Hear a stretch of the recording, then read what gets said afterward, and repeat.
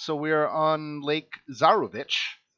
You were following Bluto, a local of the town of Valaki. He was spotted going through the town carrying a burlap sack that was squirming, and he was kind of hurrying his way through the town. And Irina had gone missing, and I think you had feared that maybe Bluto was responsible. So you gave chase to him, and you were, a little bit, a few minutes after the fact, and you followed his trail to Lake Zarovich, and you saw him about 400 feet out into the water. There were some rowboats there by the shore, and so you jumped in those boats to row out to him. Now, you got about this close, which is to say about 100 feet away, um, when um,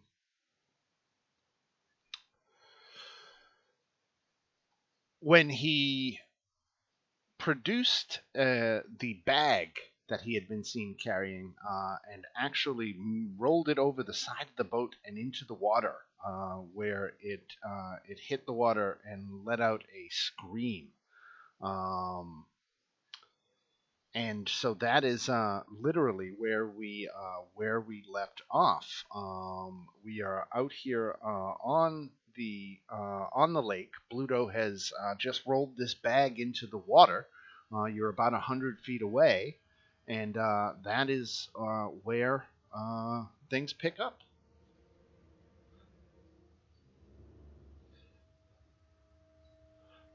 Hey, Dan, random Yes. question. Yeah. Do you have music playing through Roll20? I just started some. Yes. Okay. It Can was other people silent. Okay, can other people hear it? I turned it off personally. If you click I that gear to the side, I think Yeah, okay. you I'll can figure it out. So you I can just needed to adjust the know that. master music volume level. Got it. I've Okay, got thank you. mine cranked all the way up. I turned others off when others followed sound things for that and left the volume alone. Yeah, I was about to say, Roll20 has done some weird things where it's played my music through my computer speakers, even though I'm using my headset. So sometimes I can hear the music through my headset. Sometimes I don't notice until I hear something creaking through my speakers that there's like thunder going on in the background. Right.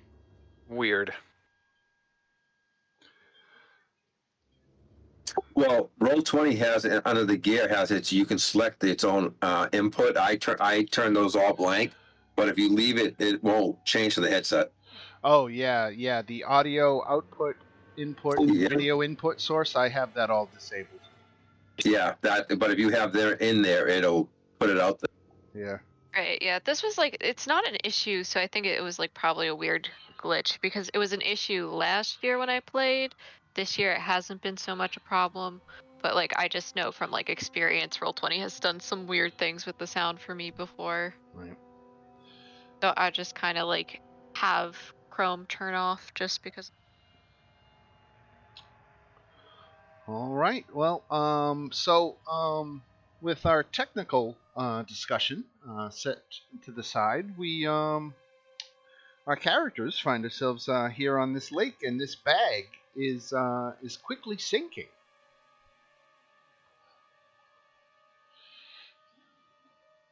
Anyone got a way to go retrieve the bag? Because I'm drawing a blank on mine.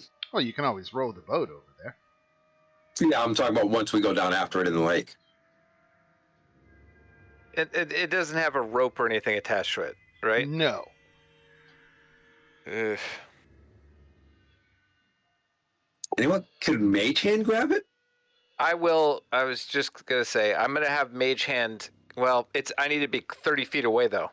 Right. Let's roll over. So just from seeing the rate at which it's sinking, Dan, do I think Right. we'll get there before it's 30 feet below the surface of the water? Or So- maybe I can't even see that from where I am. So let's say it's got an air pocket in it, which is slowly leaking out as the bag sits in the water. But why don't we all roll for initiative, and I'll say that you've got.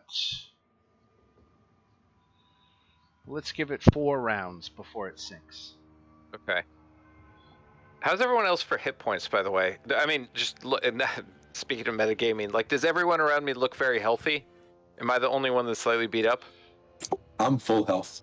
I was about to say I'm full, but I haven't been here in a I week. have 10 hit points. Okay, yeah, you and I, Safina, did we just take the brunt of that explosion? I can't remember what happened. Something bad. I can't remember either, to be honest. Your rings are green. I can't tell you're that low. They're not, I'm not terrible, but Safina might be. You have 10 health? Yep. If I knew that, I would have fixed that before now. Yeah. Damn. Yeah, Can I we can retcon that, right?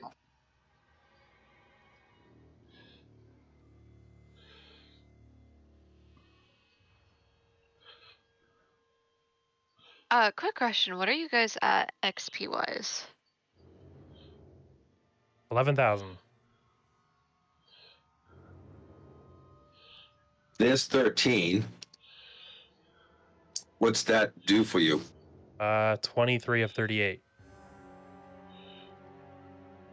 That should be fine.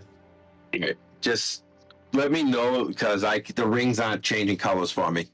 Well, you know what it is? It's believe it or not, it's the boat. Something about the graphic of the boat is fucking with the thing. If I move the boat away, you can see the green rings fine. Yeah, but he was down to 10, and I couldn't see it. He was green still. Right, but you see, look at when he moves on the boat versus Safina versus off the boat. You see, Safina's green ring is plainly visible when she's standing beside the boat, and if she moves onto the boat. Yeah, which is like. You see it? Okay, that I can see now. Right. All right. Well, I try to watch those ring colors. Yeah, you see when she's on the boat, you can't see it at all. All right. So let's get into initiative, and we'll see how quickly you can get over there.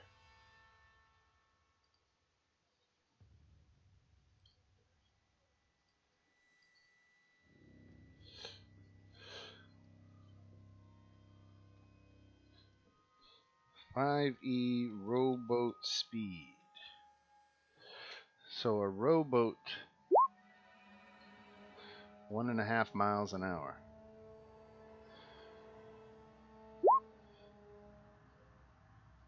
(15 feet). Oh, that seems like it's a big boat. How fast can a rowboat travel? How fast do boats move in 5e? It says 2 miles per hour. That doesn't really help us at all. We don't deal in miles per hour. We deal in feet per second. So Do we have to do more advanced math? Okay, well, let's do this. All right, so if it goes 1 mile per hour, that's what, 5,286 feet? It's 3 feet per second. Because 2 miles per hour. 5,286 divided by 3,600 is, what did you say? 2 miles per hour is 2.93 feet per second. All right. So 6 seconds. So what is that? 18 feet. That's the boat speed. We'll call it 20. Okay. And how many rounds do we have before she sinks? Round 4 is when she will sink. But you can dash, Bardor, while you row. Then we could go 40. I can live with that. I was about to say, I'm not long range, so Safina, if you want me to, I can dash for us. Yep, that works. I was about to say, how do we dash on? Is it like us rowing? Yes, you're using your action to row, and I guess technically your movement to row as well. So, Dan, I rolled a 2, but it didn't pop over. But my dogs did, but it did. oh, I gotcha. Let's get Bardor on the board. Bardor with the 2. Yes. All right. All right. So Murmur, you are in the second boat, and I guess the way you would dash is 2 different people could use their action on their turn to row. Only one person can row at a time. So, yeah, how does that work? You use your action to row and your movement to move out of the way. Yeah, I think each boat should only be able to dash once, so we should be able to go 40 feet, whoever's rowing. Right. And whoever's not rowing should Just be a free to do passenger. whatever. Right. Yeah. Right. I will offer Bardor really good coaching throughout. I'll point out everything he's doing that's wrong. That, if you just rowed a little bit differently, Bardor, it will work out better. So Murmur, do you want to just row the boat? Or... Yeah, I don't have anything that's going to be helpful, like long distance. I do have a crossbow, but like, it's not like I have a rope to haul him over, and it doesn't help in this case. So I'll just be rowing. All right, we will advance everybody the 40 some odd feet. Let me just check that 40 feet again, give you a good measurement here. Then I'll move this here. How about that? Okay, great. Yeah, so that's about half the distance, so that's not too bad. All right, and that is Murmur's turn, and we go to Keldrin. Okay. While uttering words of encouragement to Bardor, I will also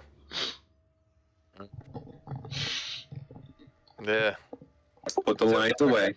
This one. So the guy, what is he doing right now? Dan, He again. is sitting with a dazed look in his eye, just holding his fishing pole, casually fishing. Okay. All right. I will hold my action to cast Mage Hand as soon as I get within 30 feet of the sinking body, and try and hold it up as much as possible. So I'm just holding that spell, and that's all I'll do. All right. Oh, sorry. One other thing. I'll crawl to like the front of the boat so I can be closer. There we go. All right. All right. Then we are at Safina, who's along for the ride in this boat, while Murmur rows. Okay. And so are we taking shots at these guys from a distance if we're able? Is that what we're looking to do if we're If you're asking me, you know my answer. Okay. Let's see. Well, I'm gonna use steady aim because I'm not moving technically. And I'll take a shot at it. Well, let's see. What's short bow? 80 feet? I'm good. But 13 hits oh, well then. for 18 damage. Yep. Bluto is killed instantly, unless you are declaring non-lethal damage. Nope. Shot through the neck and falls over dead. All right, Safina. That's it. That is when you see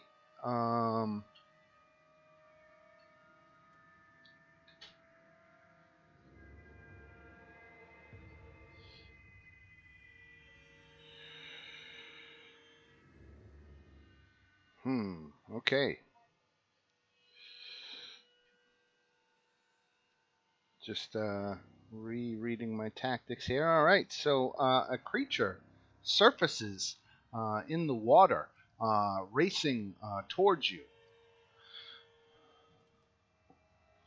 It actually surfaces here, and while it at first appeared to be moving toward the bag that was in the water, after you took your shot at Bluto, it turned its direction and started moving towards you, swimming in the water. 1, 2, 3, 4, 5, 6, 7, 8. Now it's still 10 feet below the surface of the water here, so it is not in fact adjacent to you. But once here, let's see, Sabina and Murmur. I feel bad using the same tactics with 4 of you that I was going to use against 5 or 6 of you, but what can I do, right? It's creature's got to do what the creature's got to do. So let's go And if at. only you hadn't read up this weekend. I know, right? If I only didn't do my homework. All right, so Murmur, you are being targeted by its enslave ability. It is a psychic creature that is plowing the depths of your mind and trying to psychically dominate you. So go ahead and make a wisdom saving throw. Oh, Ooh, wow. excellent job. Huge. Okay. I was about to say, that's like not one of my best stats, too. Right. That's like lowest besides Dex. Wow. Excellent. Okay, so that is his turn, and ooh.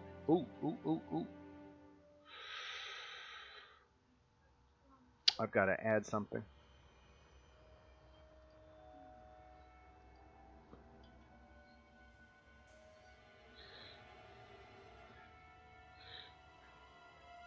Actually goes there.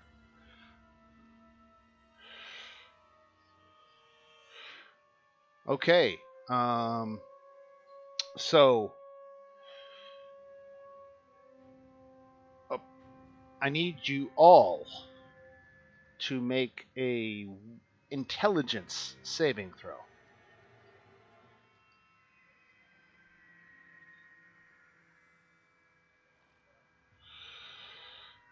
Okay, those of you, Murmur's killing it tonight. Safina and Bardor. Safina and Bardor, a flaming spherical cage appears around you, trapping you in place, and you cannot move, and you can feel the heat, the blistering heat, radiating off of this cage, and oh, let's do one for Spaz too.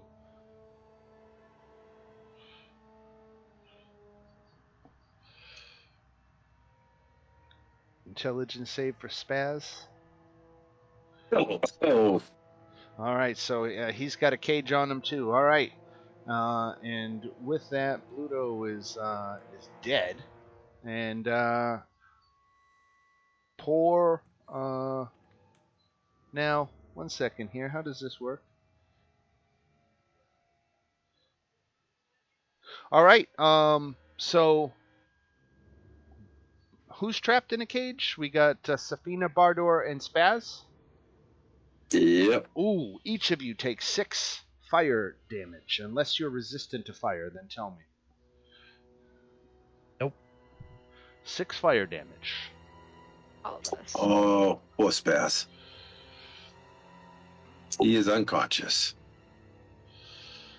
All right, Spaz is out of the fight.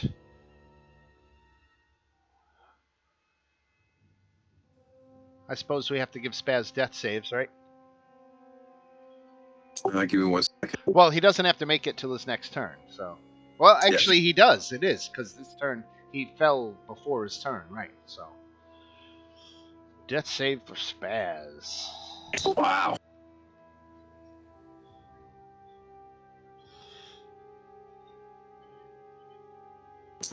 That's just a D20.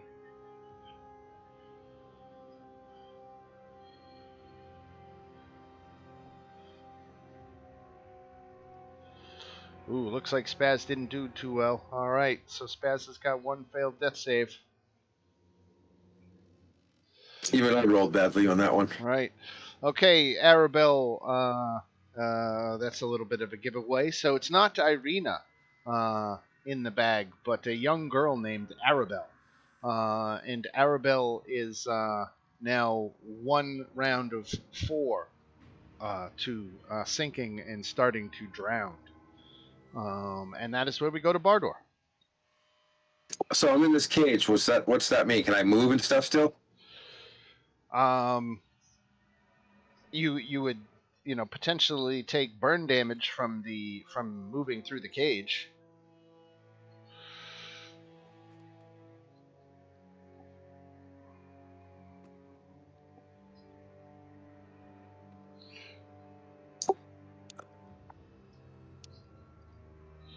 I'm supposed to be rowing, so I guess I'm going to try to row.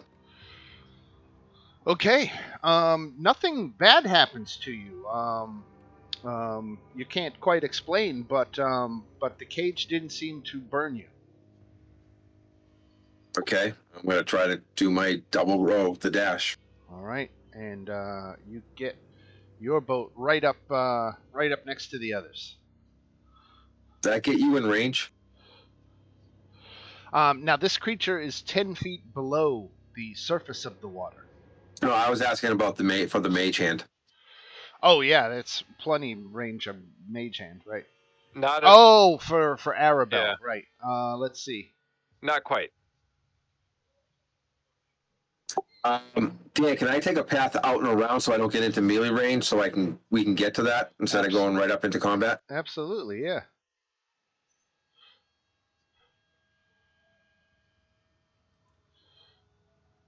Over towards there. You got it. Got it. Oh, let me switch back to my right tool here. Here we go. So bypassing around. Yeah, I'm trying to get to the. We think the what's her name's in there, so I'm trying to get to her. Gotcha. All right. And Bardor brings us to the end of the round and the top of round 2 when we're at Murmur. Okay. Well, okay, if I see Bardor and Caldron clearly making their way over, I'm gonna focus on our friend. All right. Because I don't think he's not grappling the boat, right? He is not. Okay. You know what? Can I attempt to move the boat further away from this creature? Like, Yeah. can I dash, Yeah, absolutely. and then get to this boat? Is that enough, or would I just be short?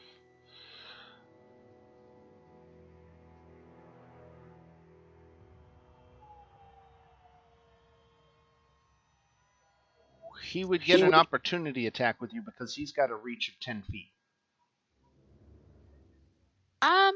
You know what? I rather we try it than not. Just get closer sooner, and Safina could potentially get in there and figure out what's going on. Then yeah. All right. So I will give, let's see, 1-2.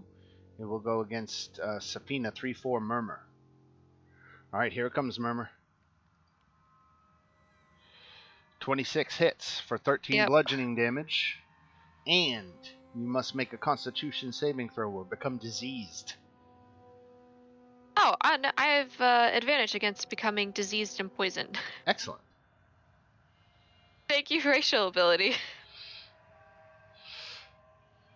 Constitution I always save forget how to DC 14. There you go. Excellent. Okay, so no disease, just the 13 damage. And you've gotten the boat that much closer.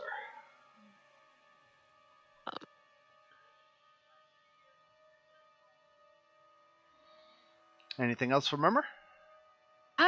I mean, no, because I used technically my dash to get us there, right? Right. Okay, yeah, then All right. Kildren. Okay. Realizing that we are in a very bad situation, I'm going to use a precious resource and step over to the side of this boat and pull a diamond from my helm of brilliance, Oh.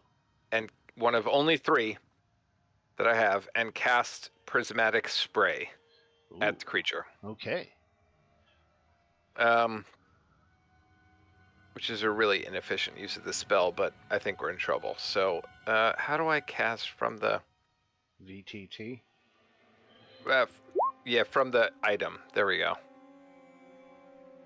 Prismatic Oh, spray. no, that's the Helm of Brilliance. Okay, so how do I... So the diamond is what? Sorry. Wait, diamond is prismatic spray. Okay. Yeah. Each 8 multicolored rays of light flash from your hand. Each ray is a different color and has a different power and purpose. Each creature in a 60-foot cone must make a dexterity saving throw, and then you can roll a d8 to determine which color affects it.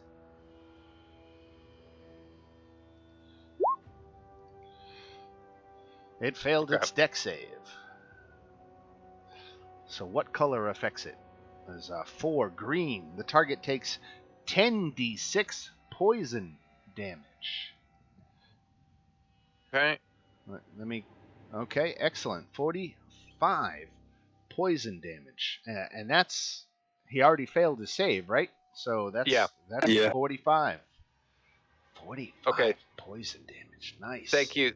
That is it. And I'm sorry, I couldn't figure out how to cast the spell from the item. So thank you for sticking with me there. Of course. It takes a village, and Keldrin, he's not too happy with you. And so he's moving up and coming within 5 feet of the surface here.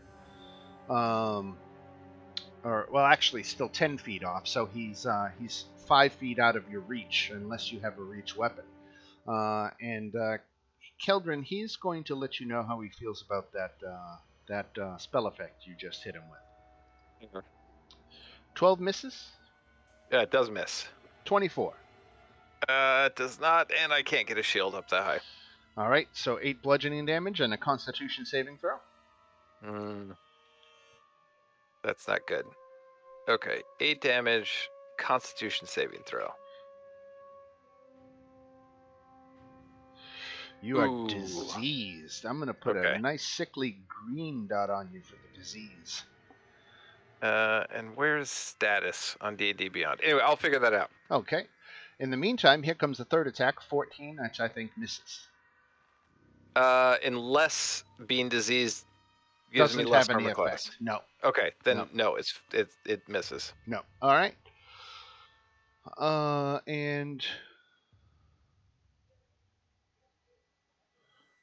okay, and then we go to Safina. Am I close enough at this point to kind of just dive in the water after our friend? You are, but you have this friend? cage around you. Remember? That's right. That might be a good option though, is to just get the hell out of the fire and into the water. So maybe I'm just gonna do it anyway. Okay. So yeah, I'm gonna dive out of the boat into the water. All right. You not sure how, but you managed to avoid any damage while doing so, and you are in the water. Okay. I don't know how swimming rules work. Your swimming speed is basically half of your movement speed, but I don't think that really factors into it. So I would think you could. What's your strength? 8. 8. Let's make an Oh, no. athletics check, just to see how well you can tread water while holding this bag. I'm going to give you a DC of 8. It's not hard, but it's not a gimme either. Okay. Okay, so you're able to do it. You're able, for at least the time being, you're able to tread water and keep the bag from sinking any further. Okay. All right, and that is.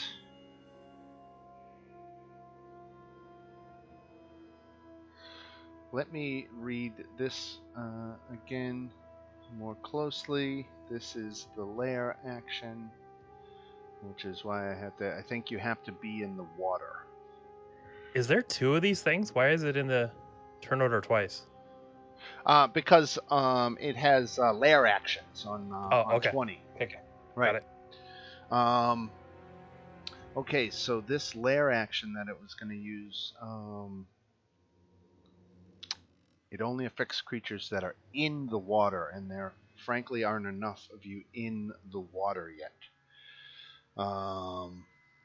So it is going to use its grasping tide lair action, and basically the water in the lake surges up over the boats, and everyone who is standing in a boat must make a DC 14 Strength saving throw or be pulled into the water. Not good.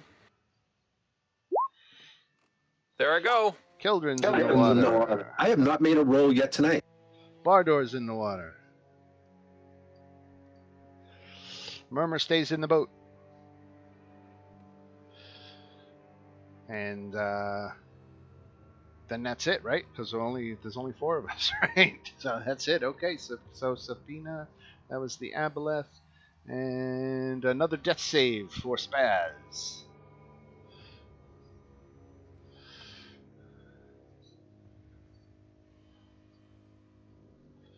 $19, nice. Almost got him back on his feet. Poor Spaz. I suppose Spaz is swept into the water too. I suppose he failed his strength save. Being prone, he would have had a disadvantage or something. So, all right. So Spaz is in the water. Arabelle is being kept afloat by Safina, and we are Bardor overboard. Closest this thing to me. It is in the water, about 10 feet from you. All right. This isn't going good, so I'm going nuclear. It's a good time to go nuclear. I can't blame you.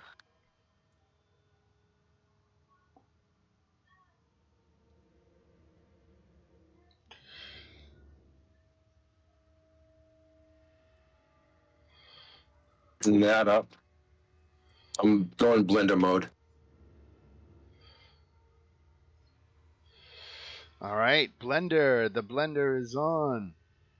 And that's everybody within 15 feet of you, right? Right? Yeah. Yep. Which would be Keldrin as well. Well, no, I can designate. Oh, you can designate. Okay, excellent. And that's a spell, so do I have any bonus actions left? Let me get back up here and do his wisdom save. Failed his wisdom save. Oh, Keldrin, now you're in the water and you're next to this thing. You know what? I'm not going to put you next to it because that was a gimme. I'm going to make you choose to go next to it before I give you that penalty. I can't do anything else this round with doing that one. All right. So he failed to save 10 radiant damage, and you are concentrating on that effect, right? Yes, and his movement is reduced. Excellent. Okay. Murmur. Okay. What to do? I guess I have no other. So I'm gonna try and haul Zafina back into the boat since she's carrying this bag. Okay. So you're picking up 2 people on a kind of boat that's not steady. So we're going to give you a DC 13 athletics check to get them both in the boat. Nice. Exactly. Perfect. All right. The girls are back in the boat. Okay. And I guess that's my. Can I? I feel bad about leaving Spaz. But I couldn't use my movement to get the boat closer to this creature, right? You could. I could. Yeah. I'm sorry, Spaz. I'm sorry. I'd like to use my movement to get closer to this creature, so like maybe to just here, so that way we have a little bit of room. Like that? I can dive in. Next turn, though. We'll put you all on the boat. Don't worry, Spaz. Yeah, I was on the boat to heal him. Now, for a legendary action,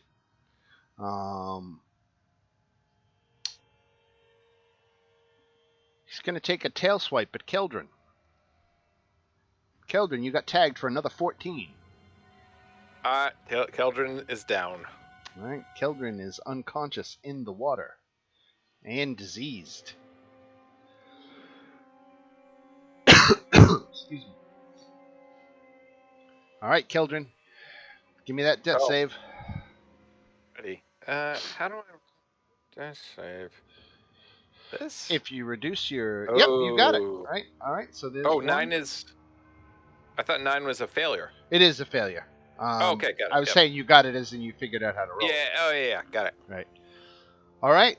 So a failed death save for Keldrin. Keldrin is slowly dying, and for the lair action, the aboleth. Let's see his lair action. He did his grasping tide. Now that there are 3 of you in the water. 2 of them unconscious. Oh, I can't do that. That would give 2 of you 2 failed death saves. I can't do that.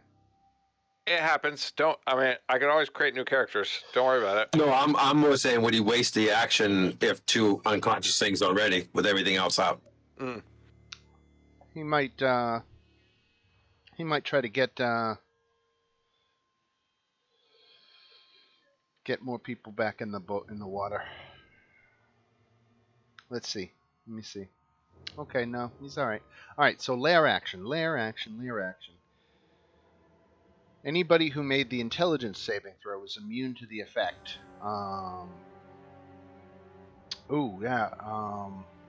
So Safina and Bardo, you still have this this flaming cage around you that is hindering your movement. So I need you both. I forgot to do this on his last turn. So you both need to take another 6 points of damage. Got it. And then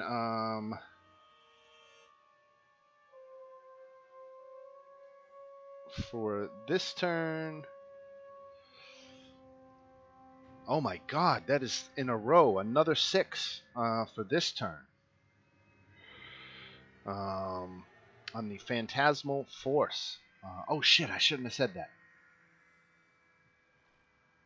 that. Said what? Right, exactly, yeah. Forget I did not say that. I didn't say that. Safina, go ahead.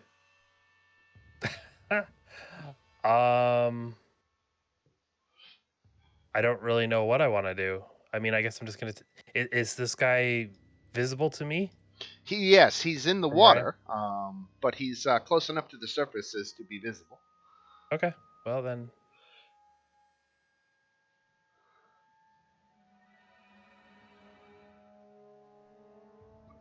All right. Ooh, short bow.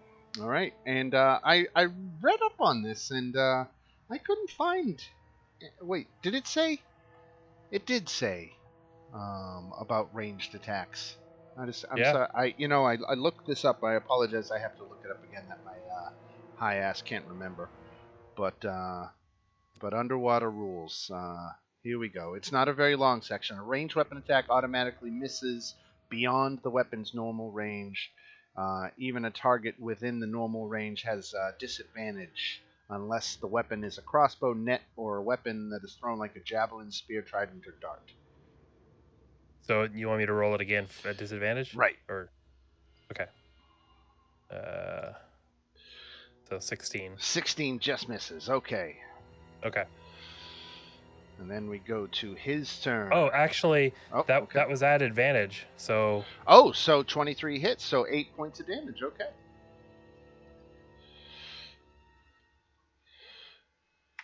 In that case, we keep the first roll. Okay. Yeah. All right. And now it is his turn. And he swims under the boat. Actually, he doesn't even have to, really. He just gets a little bit closer and starts attacking Bardor. Has he taken spiritual Oh, guardian yeah, damage? his spiritual guardian damage, right? That's a wisdom save. Thank you for that reminder. It looks like he made his save, so he takes, what, half damage, and it was 10? So he takes 5 radiant damage. And then he attacked Bardor with a 22. Yep, that is. 13 plus a constitution save.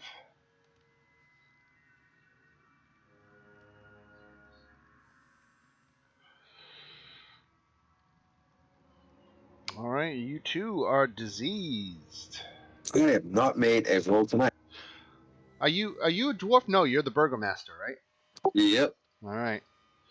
All right. So you're diseased, and you took the 13 damage. That was one attack of 3. So a 27 hits for 12 more.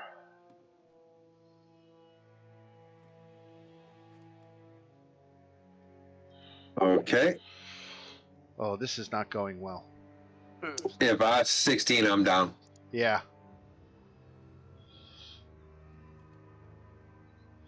Yeah, this is going the way of a TPK real quick.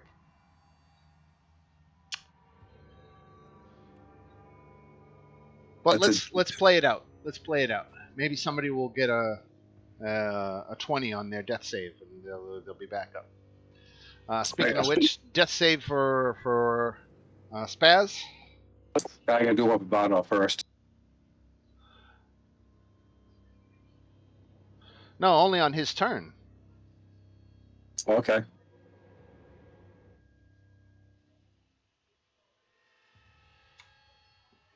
All right, Spaz is not looking well. This fight is going very rough. Arabelle really isn't helping in the fight. Bardor now gets his first death save.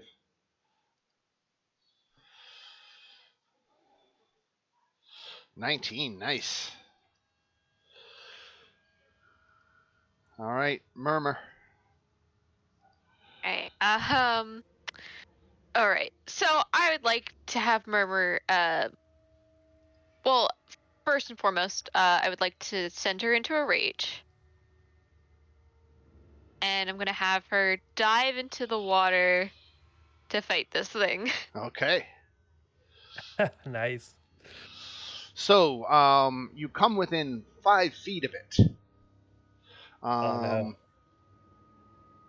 I already made a Constitution save before. It attacked me. Right. It doesn't make you immune when you. It's not Oh, one of okay. those Well, ones that it makes you immune oh, okay. Well, again, I have the advantage against being. against being diseased, right? Yeah. Excellent. So you made your save anyway. So you are trapped within this mucus cloud that is surrounding. This mucus cloud surrounds within 5 feet of the aboleth, and you're within that cloud now. But that also puts you within striking distance with your weapons. So have at it. Yeah. I have. Yeah, I'm just looking at my weapons right now. You know what? I have the short sword still equipped, so I think I'm just gonna start hitting it with that. And I do have 2 attacks now. Finally, I believe. Okay, so But you're in the water. When making a melee weapon attack, a creature that doesn't have a swimming speed has disadvantage on attack rolls, unless it's a dagger, javelin, short sword, spear, or trident. yeah, it's The a short sword. Short sword. Excellent. I was thinking that or a javelin, but yeah. All right, so 21 hits for 7. And then I'm just I do have extra attack now officially. So I have. Oh, the 12 does not hit. Okay, great. All right, so there's 2 attacks for Murmur, and we go to Kildren, who's got to make a death save. Death save. Bear with me here. 2 near misses.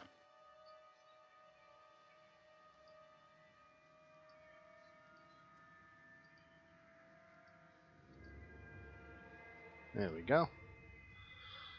All right, and the lair action for the aboleth. He is going to try. He can't do grasping tide. We're going to move off of the lair actions. We're going to just take them out. And we're going to go to Safina. Right. So, get a steady aim. Okay. So that gives me advantage. So then that combined with the disadvantage just becomes a normal attack, It does. right? Right. Which unfortunately means no more sneak attack damage. I don't think. I think that's correct, right? Because you don't have advantage on it It's anymore. only But if at advantage. you do have somebody next to him. I Yeah. do. You're right. Right. Okay, so I'm good. I'm good. Okay. 20 All right. hits for 9 damage. Very nice. And Plus sneak attack, 18. oh, that ring's getting yellow. Right? Getting down there. All right. Here it comes. You ready, Murmur? Oh yeah. I got 3 of these attacks. He's plus 9 to hit. Oh my god. Come on. This guy must be one. like a challenge rating 10. Play it on me. 10. Wow. Yeah. 26. Okay. Ooh. 26. Oh shit. Okay. So you got hit for 13 damage plus a con saving throw to be diseased. And you've got advantage Okay. against disease, right? Yes. So I gotta make a con save. Okay, I lowered my health a lot worse. All right, you made the save. Here comes attack number 3. 27 hits for 13 more. I think that puts you at 7 hit points remaining. Yes. Okay. And that has Safina at 5. That's right. I'm going to We flat got him. out tell you, he's got 42. Oh, it's doable. So I am raging. So it's what kind of so it's you bludgeoning, it's so- bludgeoning. So yeah, you take half damage. So you got hit twice for a total of 26. So give yourself 13 hit points back. Yeah. That's And huge. this is why we That's raged huge. beforehand. Right. That's huge. That could make the difference. All right, this is it for Spaz. Come on, buddy. Game over, man. Oh, this dude, if I come back, he's in trouble. And his ancestry. Oh no. And his ancestry. That's great. All right, Bardor with the save.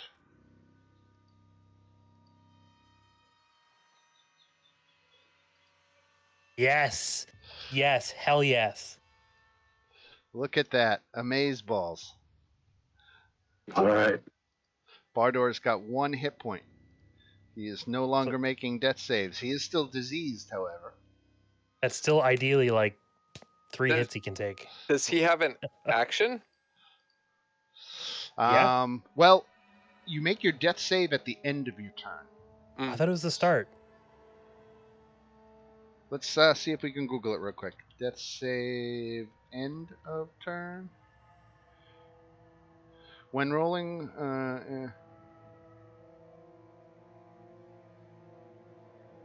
do you regain consciousness immediately after rolling?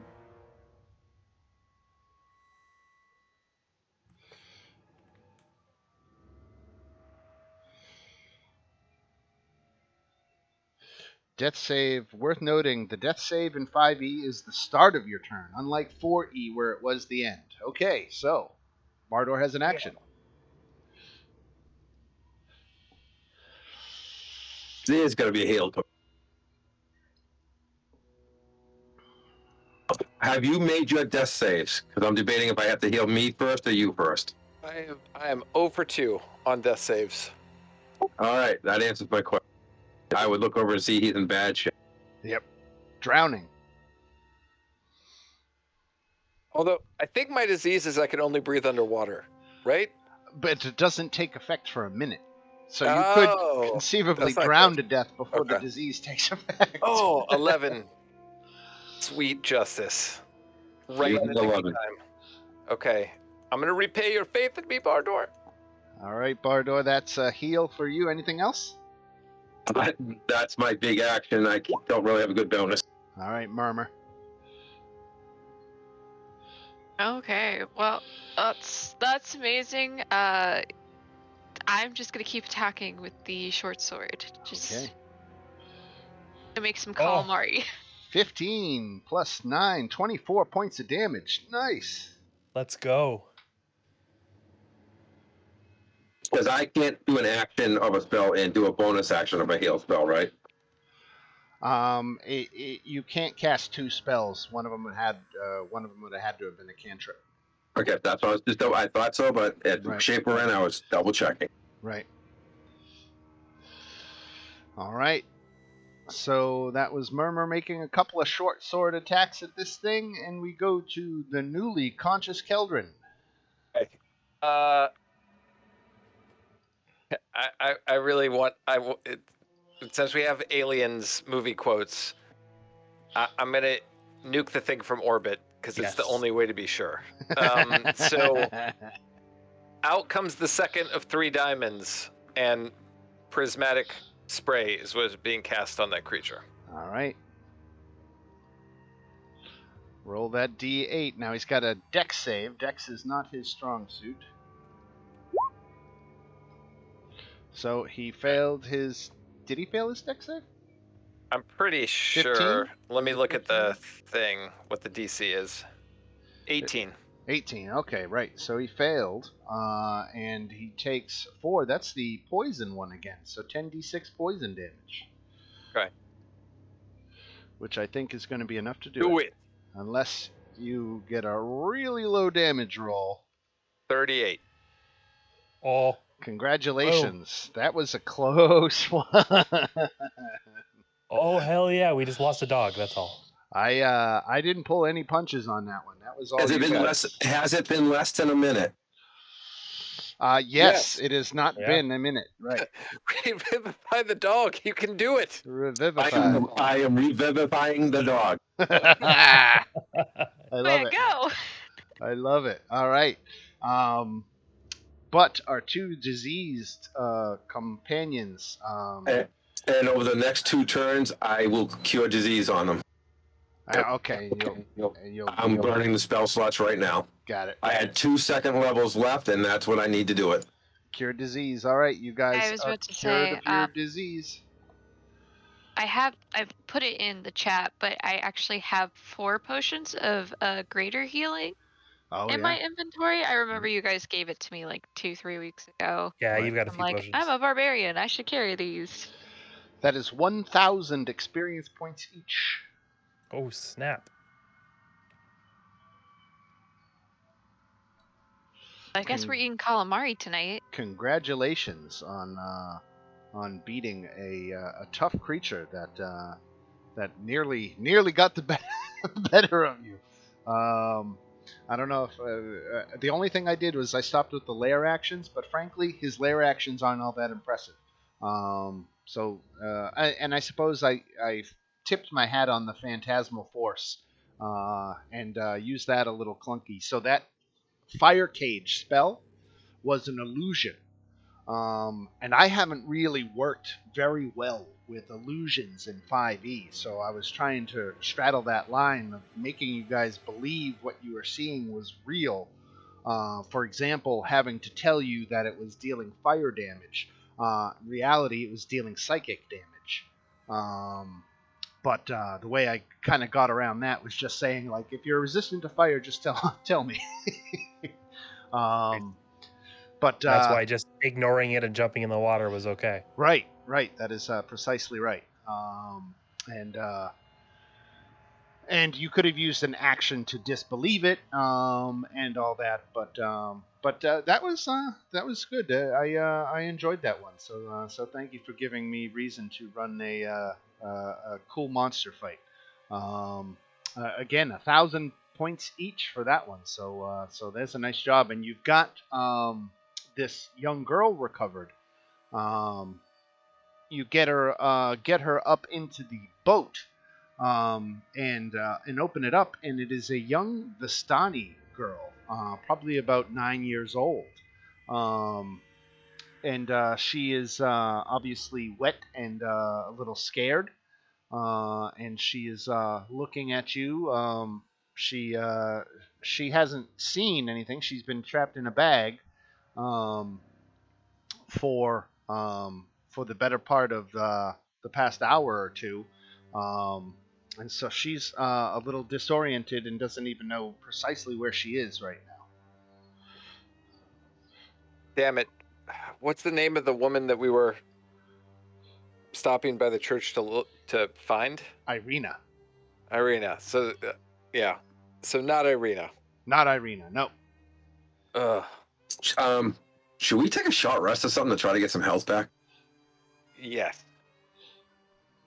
Yes. Is that doable right now, Dan? Oh yeah, absolutely. You are totally at the outskirts of the gates of Valaki. The only potential problem is that Vistani are not allowed inside the city gates by decree of the burgomaster. Oh, but you are the burgomaster, so I guess you're in a position to overturn such rulings, aren't you? Maybe a little. Nice. All right, so let's role play it. The burgomaster approaches the. Before we get to that, I have 3 first level spells spot left. I'm gonna blow. Well, what does a short? Never mind. Never mind. Short rest will take care of it. Sorry, my mind is going 100 miles an hour. We'll hold on the short rest till we actually get into the town. So don't That's do what it I just yet, realized. right? So the guards, see you coming and see who you have with you, and make a perception check. I guess everybody can make one. So, Safina, you definitely catch the wide-eyed, kind of eye-rolling look that one of the guards gives to the other one, but they don't say a word. They just open the gates and allow you to enter.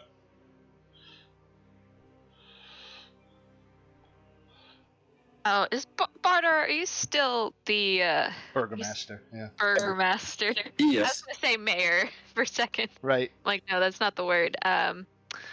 Shit. And I was like, yeah, okay. I never asked about that, but I technically was there, so I'm fully aware of what's going on. My wife is watching female wrestling. I'm like looking over, like, what the hell's on the television? She claims she wasn't watching it, that it was just on in the background.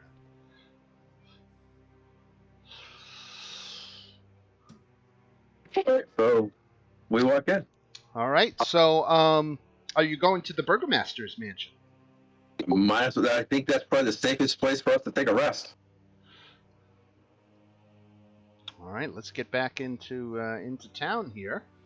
Get you back down to the burgomaster's mansion. We haven't done a time check in a little bit. Let me see what time of day it is here. So, we're putting it right about noontime here on day 9. And you guys can totally take in your afternoon siesta.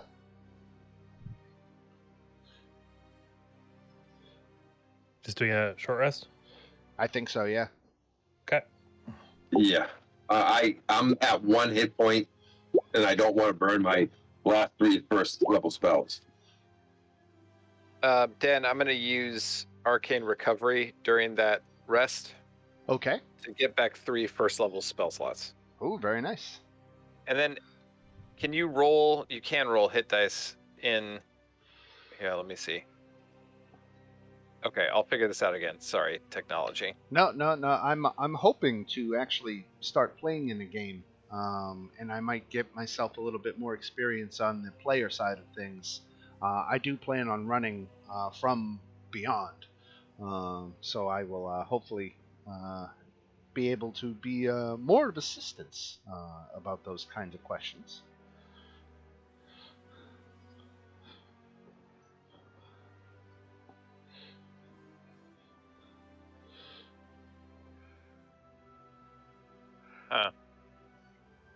Yeah, I was about to say, again, I still have those 4 healing potions, so if anyone wants to save a hit die, otherwise I'll save the potions. I like Yeah. using the hit die in this situation more than those potions because they can save us out of town. Yep. Yeah. Just me personally. All right, so my question now that we're resting is, how long are you gonna keep up that whole burgomaster stick, Barter? Why not keep it forever? We now own a town. We have a safe base. The only thing I have to deal with eventually is the lady up the street.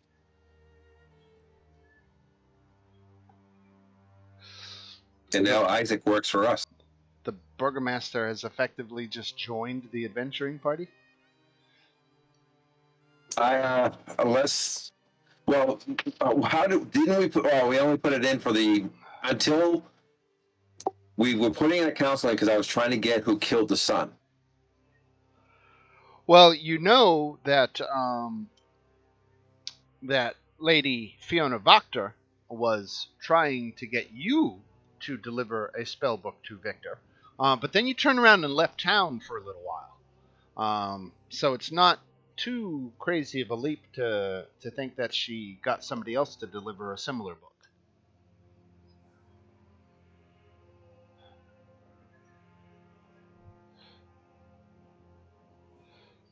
Yeah, I think it's fine for the burgomaster to be in the adventuring party while we're like out looking to avenge your son's death. That seems like a good cover story. I think we can work with that. I've got a little game knowledge I'm trying to keep out of it, but now that I own the burgomaster's house, how long before I would find what's actually in it? Before you would find what's in it, Like, I know there's magic items in there that I don't know about. is there? It's a mirror. Oh, I guess. Yeah, I guess that's in the attic, isn't it? It's actually in the ladies' room. Right. Yeah, and you know, oddly enough, in all the times I've run Strahd, that mirror that you mentioned hasn't come up very often. So let's do it right now. I'd have to familiarize myself with it some more, but let me go to the burgomaster's mansion. And you say it's in the ladies' bedroom? This is going from back when we got it in the very first campaign. So that's where I think I remember it from. Okay, let me see. I thought I remembered in the attic. Yeah, I'm going pure memory. I have not looked in. Yeah, I have not Okay, looked in no, the here book. it is. I got it. Yep, no, it wasn't the attic, nor was it the bedroom. It was um, some kind of dressing room in the missus. I don't think in this game we actually made it into that room. But the Baroness used to while away long hours in this room, fondling her perfume collection and searching for solace in her own reflection. Since her lady in waiting went missing several um, days ago, the Baroness has spent almost no time here. There is a white gown stored here belonging to the Baroness, a wedding gown, a bridal gown, that reminds her of happier times.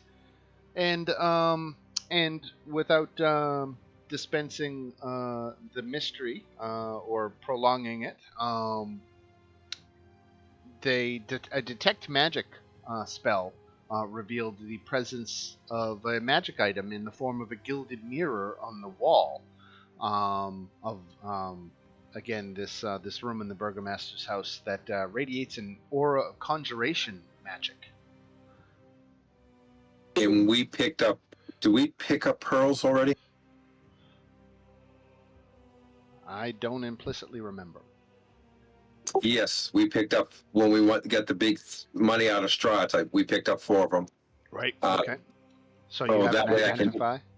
I can do ritually cast identify. Right. Okay. Um,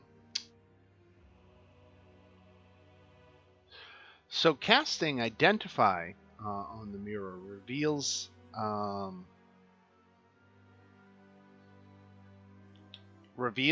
a rhyme that shows up in text form in the surface of the mirror.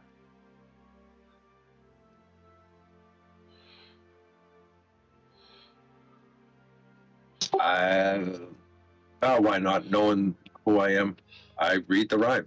Magic mirror on the wall, summon forth your shade. Night's dark vengeance, heed my call, and wield your murderous blade. And an entity in appears in if a creature speaks the rhyme while standing within 5 feet of the mirror, staring at its own reflection, the possesses. What is your alignment, Bardor? Chaotic good. Chaotic good. All right. So a darkly handsome 30-year-old man with bloodshot eyes appears behind you, um, and stands silently. He doesn't speak and just stands at attention. Who are you?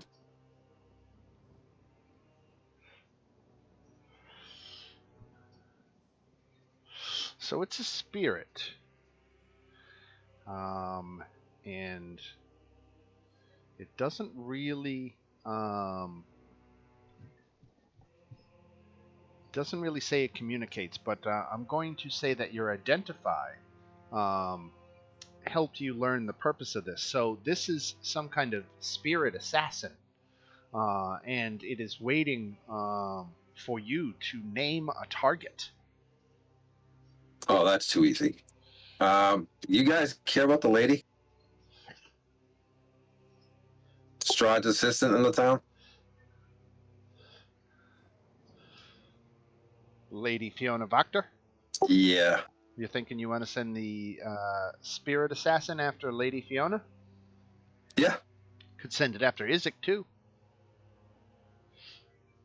And then we could follow it, not into just don't get in its way, so it'll go. And could we follow it quick enough to get to Isaac with it?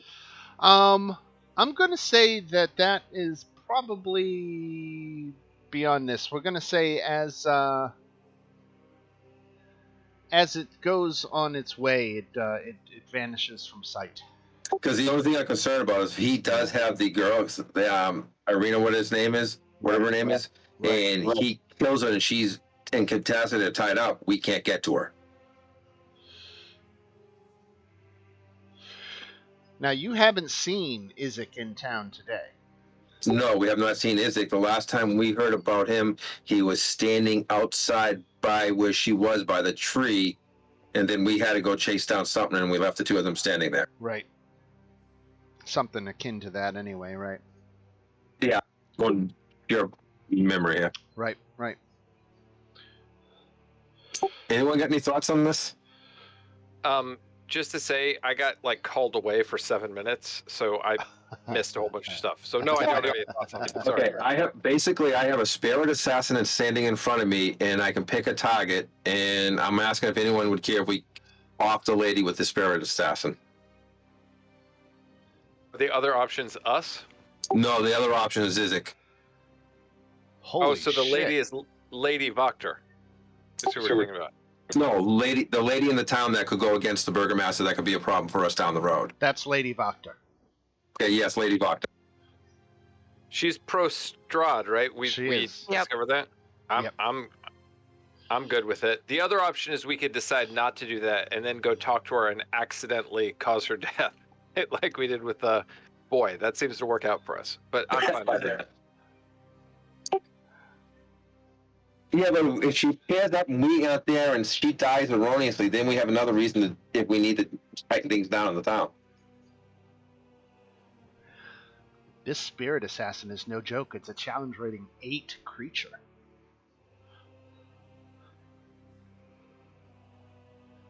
Yeah, really? Is that strong? Yeah, it's pretty beefy. So, well, who would you send it after then, if not her?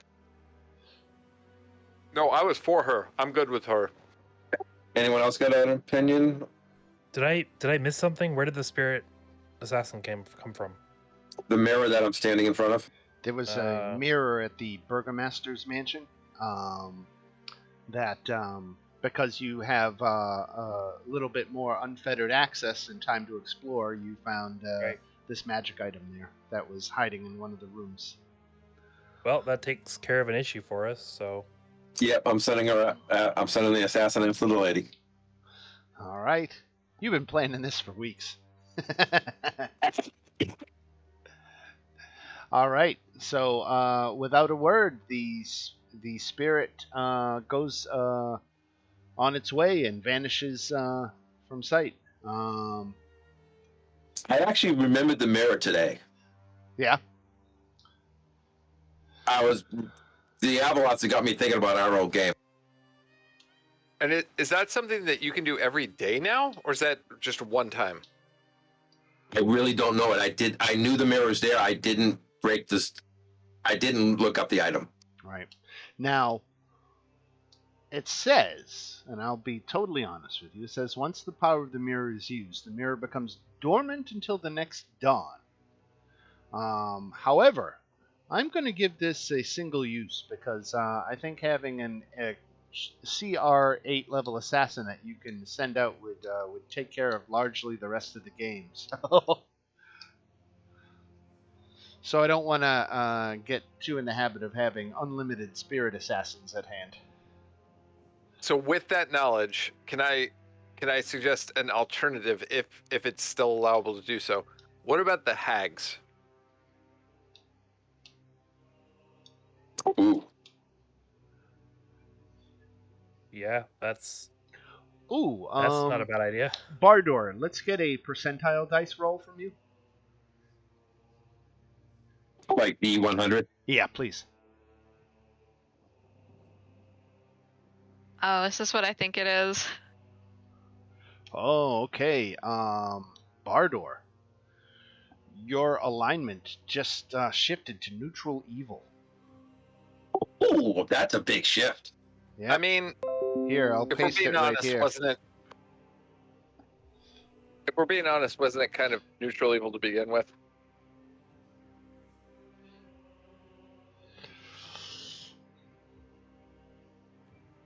That's all good. Well, it is what it is. Yep. Yep.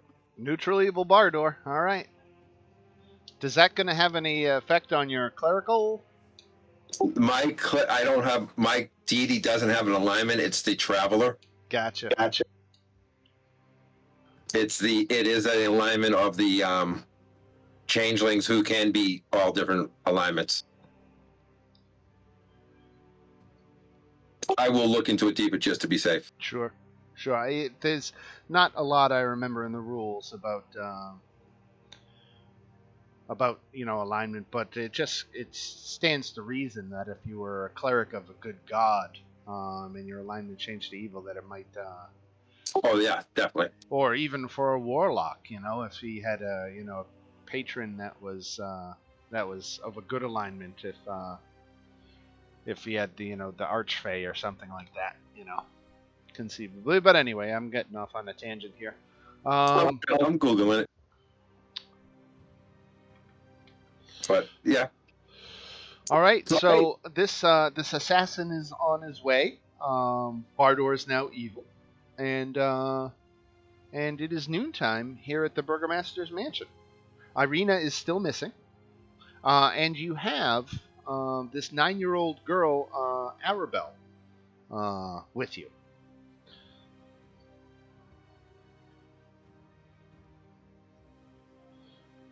And she's one of the Vistani, right? Right. She explains that she is part of the Vistani tribe. I'm pinging it on the map here. This is the Vistani encampment that sits outside of Valaki down here. Do you guys want to take her there or just send her there? I think we should go. We should take her. Okay. I guess we'll head that way. All right. So we head down to the west gate and out onto the Svalak Road, where you take the turn south shortly outside of the village, and moving your way down, you start to enter the area that is the Vistani encampment. Let me get us. Well, first I'll get your token set up, and then I'll switch us. So just bear with me a moment while I switch us over to the Vistani camp.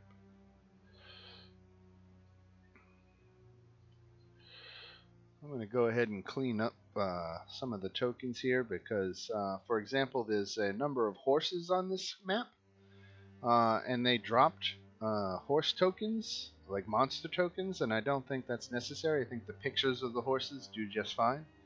I don't think we need all the tokens here. All right. As a matter of fact, I'm going to go ahead and turn off dynamic lighting.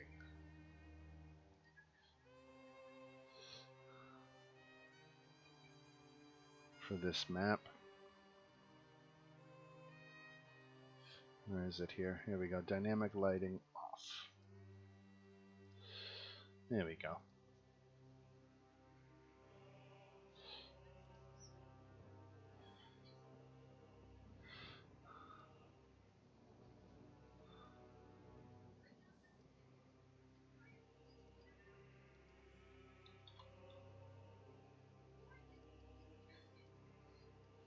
Alright, I'll drop Arabelle on there because she's with you here.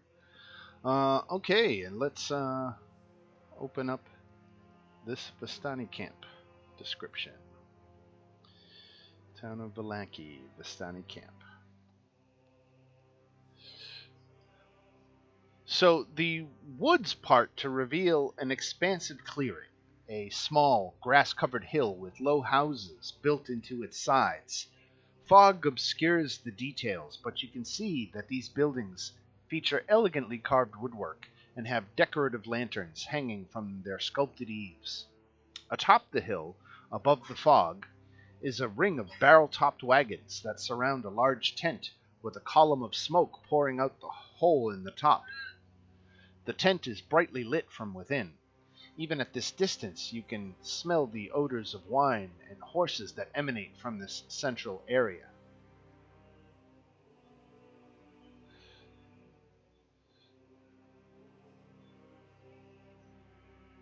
Did you just say wine and horses? Because that's not a great combination. No. It's got a lot of nose. But Arabelle excitedly starts running up the trail. Again, let me give you the side view of this hill, because I have a good picture here of what in fact that all looks like. Again, here in the Discord chat is the graphic. So you can see these houses built into the side of the hill, and the ring of wagons and big tent at the top. Standing here in front of that house is a grim, gray cloaked figure standing in the front door area of that house. He appears to be an elf.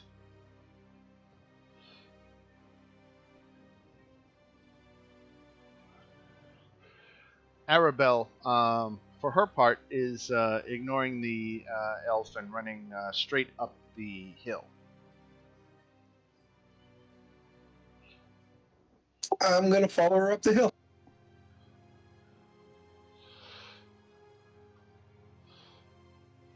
Oh, Murmur, how many hit points do you have right now? Let me see, because those might be my, yeah, it says 20. Let me check my roll 20. Oh, okay, so I didn't update them because I couldn't access my token. Gotcha. There we go. All right, just wanted to make sure that you were a little bit healthier than 20. What about you, Bardor? You're still sitting at 21? 1 second. Yeah, I am. Okay. I've got 3 spells left, and I'm trying to save.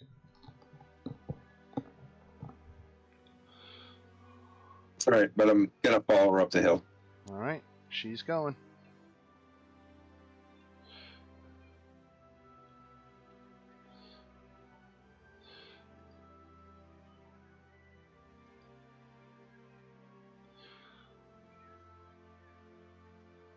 Anyone else coming? Yep, sorry.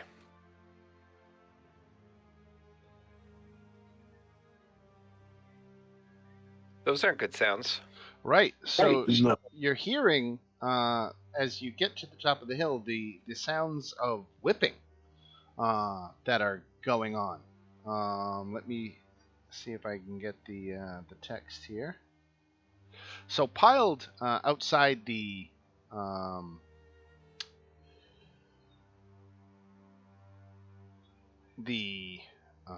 why is this say, okay.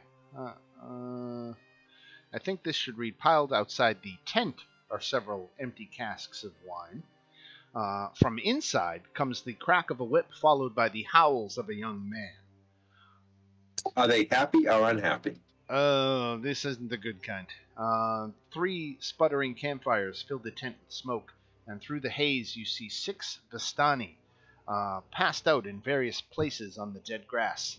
A barely conscious and shirtless teenager hugs the central tent pole, his wrists bound with rope and his back streaked with blood. An older, larger man in studded leather armor lashes the young man with a horsewhip, causing him to scream again. Standing in the bigger man's shadow is a third man, also clad in studded leather. Easy, brother, he says to the whipping brute. I think Alexei has learned his lesson. The 2 men in studded leather are the apparent leaders of this Vistani camp. Um,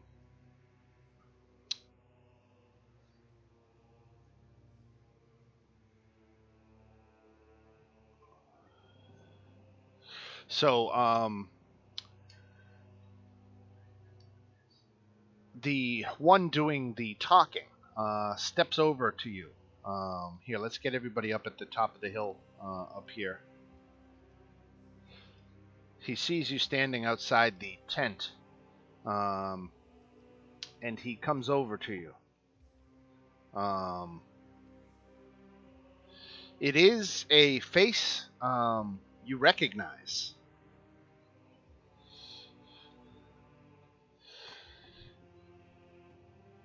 And I guess, why don't we make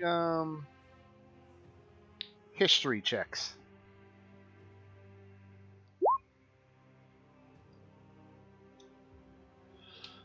Why not? Because it's your own personal history. You recognize this as the man who delivered the letter to you in the tavern that first brought you here to the land of Barovia.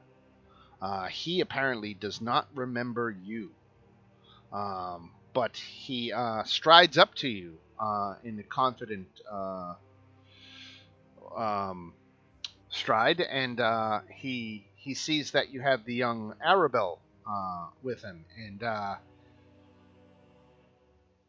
that is when he calls over to his brother Luvash, and he calls Luvash over, who drops his whip and immediately runs over and throws a big hug around Arabelle. It's apparently Arabelle's father, and he is absolutely delighted beyond words that his daughter has been returned safe. She seem happy? Yes, she's very happy to be home. So she's been gone for a little more than a day, but no one remembers seeing or hearing anything strange. She just vanished, and they have had half the camp out looking for her, and so they're absolutely overjoyed and offer to reward you for bringing her home safe and sound. And he takes you up to this wagon right here at the top of the circle.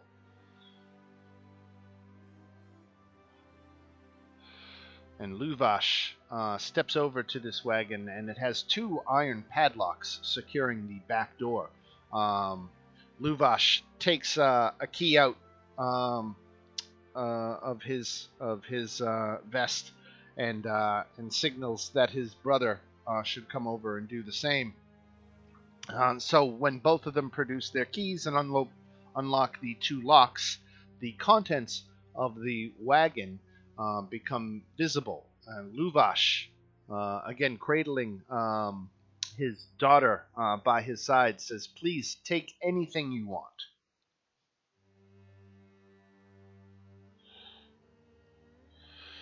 What are the contents? I'm going to have that right here for you.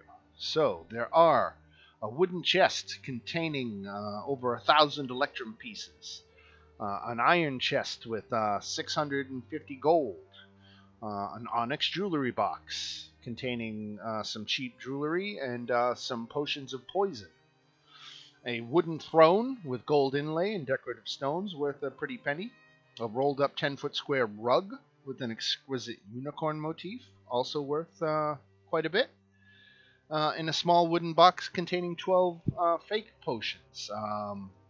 Of course, they're not labeled as fake potions. They're just potions in stoppered gourds. But Luvash puts his hand out and says, "Don't take those. Those aren't good."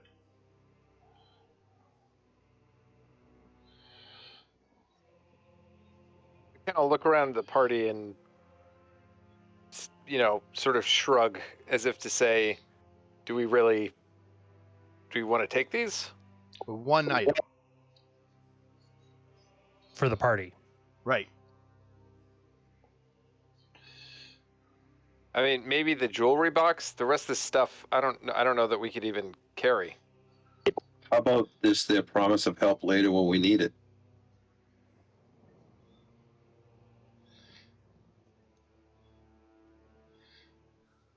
What is that acceptable to you all? In exchange of favors rather than Well, treasure?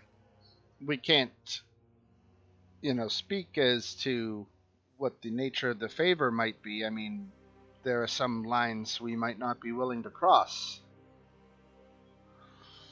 It would depend on what the favor was. We wouldn't give carte blanche to owe you anything.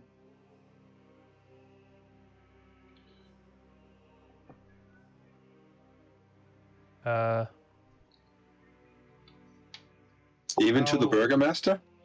Oh, they don't even know you as the burgomaster. I'm standing there. Yeah, but they don't know who the burgomaster is. Even outside the town? Right.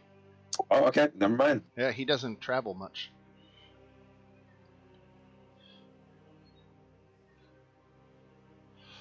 Yeah, if anything, they might actually harbor resentment to him.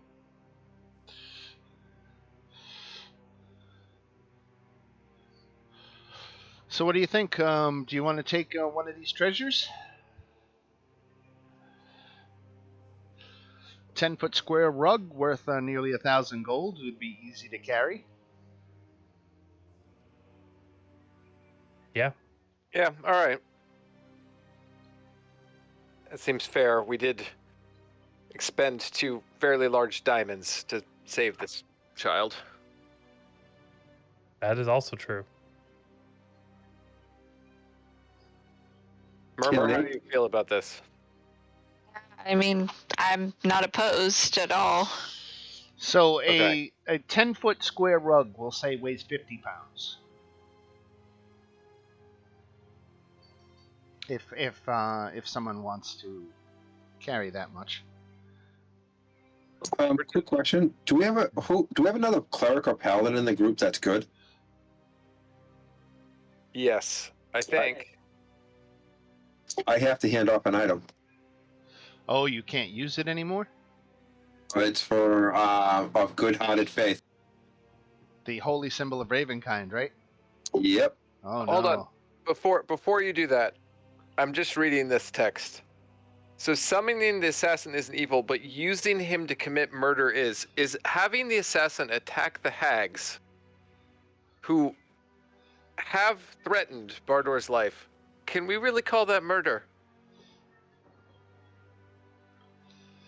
I see what you're getting at.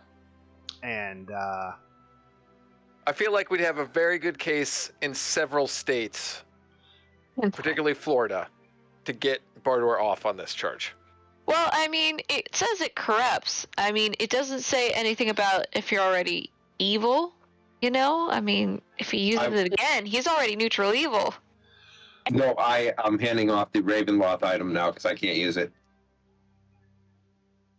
Yeah, but what I'm trying to say is I'm not sure that your use of the assassin right. necessarily triggers the effect of making you neutral evil. So what the argument essentially is if you use the assassin to kill a bad guy, is it Exactly. evil? Yep, Is it- that's what I was doing though, because Right. I was killing an ally of Strahd that was actively against the person I was. Right.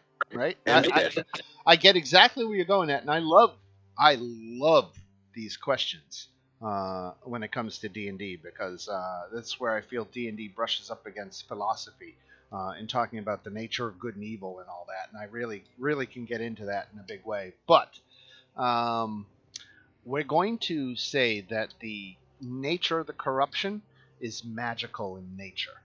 Um, so it's not the morality, the ultimate morality of the act that you're doing, which determines whether you suffer the penalty. It's that if you've taken the short path, um, you have been corrupted. Um, this is not the way to achieve what it is you want to achieve, and if you know that there are other ways doing it, I'm muddying the waters here. It's a magical corruption, um, so that it's the evil is in giving in to the assassin at all, and not who you send him to kill. okay. Worth a try. Oh no, absolutely, and I will entertain discussions like that for here till the cows come home because I think that it gets into some really interesting areas.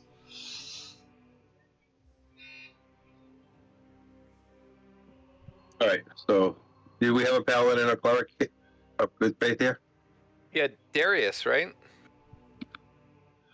Darian is a paladin, right? Darian is a paladin. So it seems like he would have the turn undead ability, which would put him a perfect candidate for the holy symbol of Ravenkind, right? Here, let's let Darian know. Let's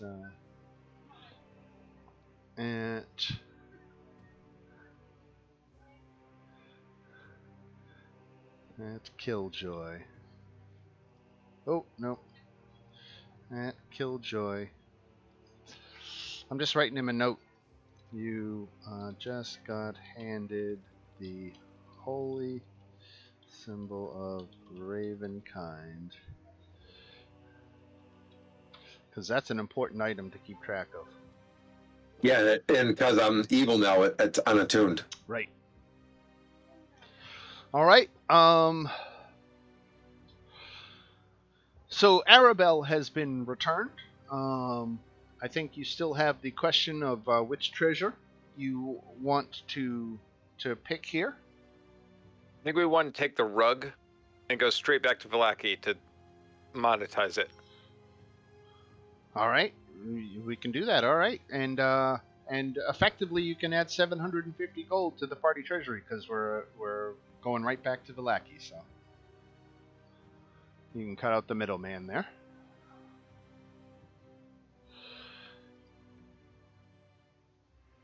Have we cleaned up all the threads within Vallaki?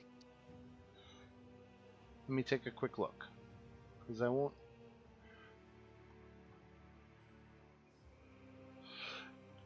Yeah, a lot of them.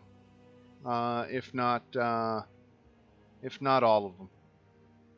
All right, so now we just got to find what's her name that disappeared. Right. Irina. Rena, thank you.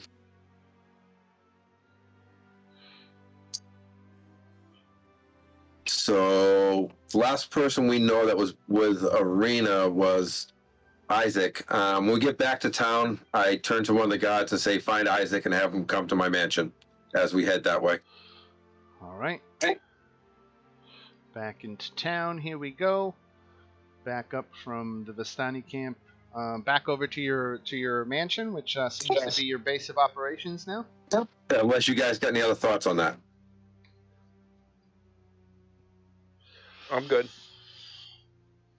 All right. So after a short time, Isaac reports for duty, and he sees you with these adventurers and kind of gives you a curious look, as if to ask, like, what are these guys doing here? And he says out loud, You know, I was told that you summoned me. Yeah, I haven't seen you since a lot's gone on. Have you seen that girl, Irina? Irina. Can you clarify who you mean? Isn't that the girl's name? Am I using No, my no, name? no. You are right. Oh, okay. Yeah. They told me they saw you outside the church where she was last seen.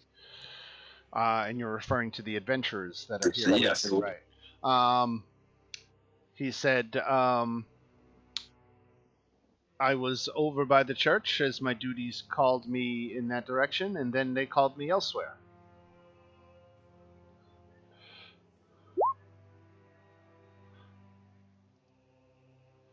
Why don't you make a deception check, Bardor?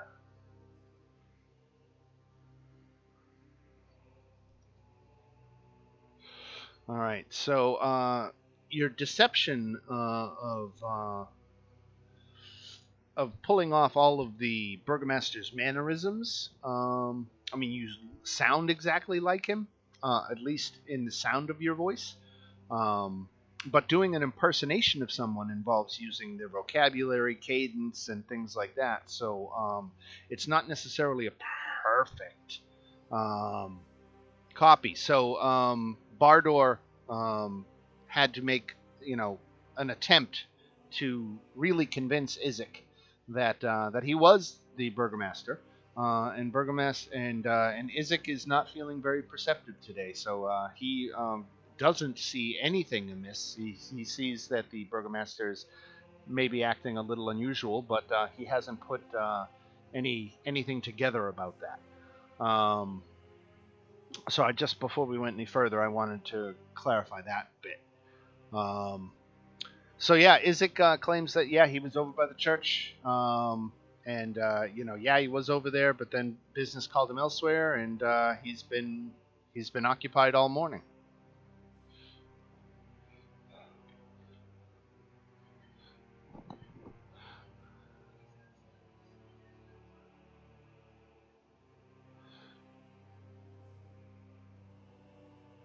Don't everybody talk at once. There was a wagon drawn by two men that departed that area heading for the west gate. Do you know anything about this? Um, he says he does not. But he was not looking into anything suspicious either. He says he would have to ask his guards at the west gate. Why don't you get me that information? I want her found. Uh, yes, sir. And he leaves with that mission in hand. I mean, did he seem to be truthful or concealing things? Make an insight check. I can make that too, right? Yeah, sure. Yeah, he didn't seem to be hiding any. I mean, he seemed to be trying to guard his words, but his timetable about where he spent his morning adds up.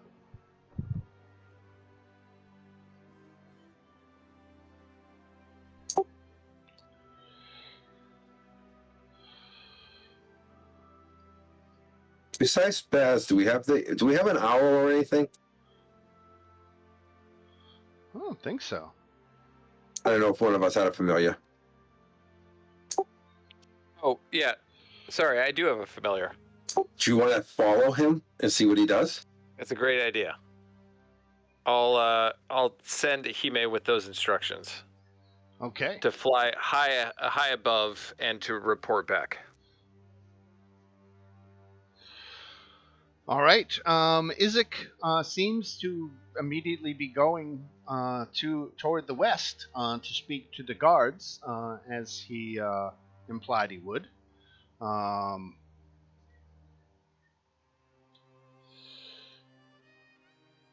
Well, and we can do other. I mean, we can do Yeah. other things, and the owl will come back eventually right. and tell us what happened. I'm running out of thoughts that we have to do still. I mean, we do know, right, that Strahd was interested in Arena. Yeah, well, yeah, that's how this all started. Was that Right. he was actually predating upon her.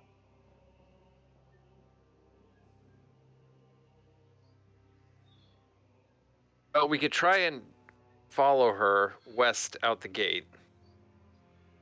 Where the trail is probably quite cold at this point, but we could give it a try. Okay. I'm up for that.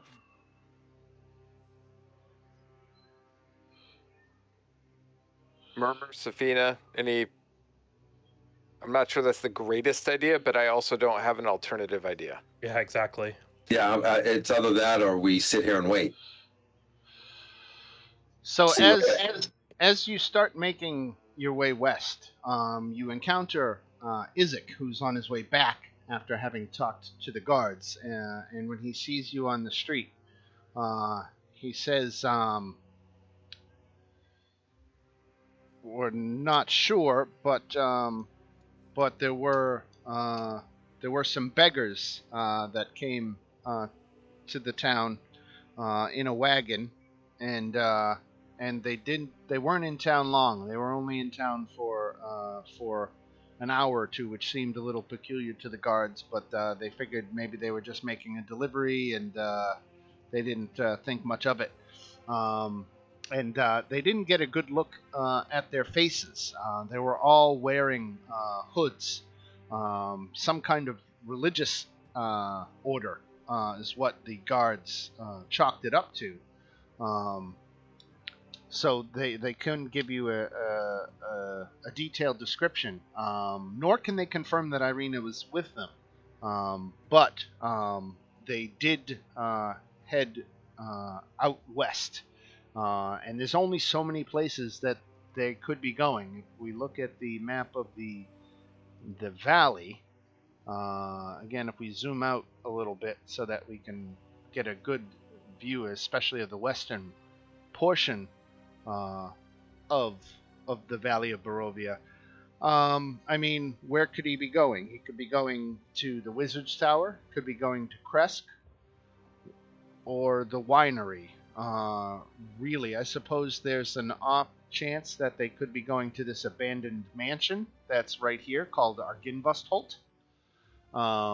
You yourselves haven't been there yet,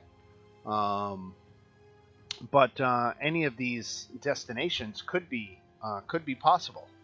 And Have we been to Crest yet? I don't believe you've been inside Kresk. No. We got to the Oh. gate. They dropped the winery. Someone gave us kind of a sideways glance as they went in, and that was about it, as if I remember. Well, that's probably as good a destination as any to aim for. And how many hours behind them are we now? Figure a good 5-6 hours behind. What time is it? Dan, Yes. I look at Isaac. Where are my horses? Taking a shot in the dark. Where are my horses? Would the burgomaster have horses and stuff?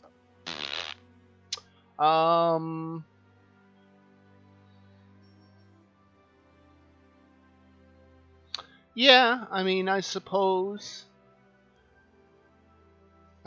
he would have some, sure. I know that's kind of. I don't know if that's the right thing to do or not, but You want to all go on horseback? We could use horses to catch up. Why not?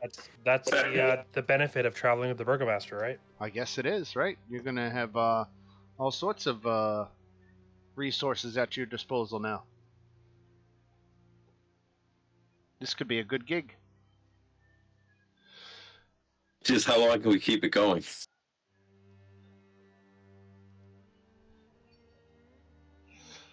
On that note, when Isaac delivers the horses, I will make a point of going over to the burgomaster and saying, in a loud enough voice that could be overheard. This is important that we catch them. The chances that they are unconnected with your son's tragic death are very low. Revenge could be right in front of us. Interesting. Hey, on that note, I gotta fill my cup. I'm gonna be right back. All right, guys. Do we trust Isaac enough to take care of the town while we're gone? Do we have a choice? I could always put the burgomaster's wife in charge for decisions that Isaac could report to. Isn't that what already happens, though, probably? I mean, is it going to be in charge? I'm not 100% sure how. Well, I'd have to lay that out, wouldn't I? I don't know. Probably not the first time the burgomaster has left town for a bit. Yeah. So I'm sure that it's kind of like a pretty well-known scenario. So I'll just leave it alone then. Excuse me, I just got a Whopper delivered to me.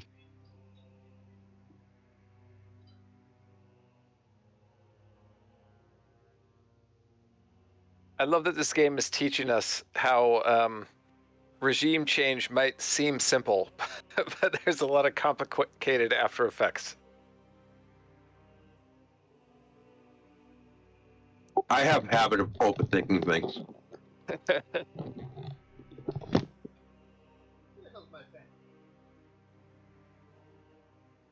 What?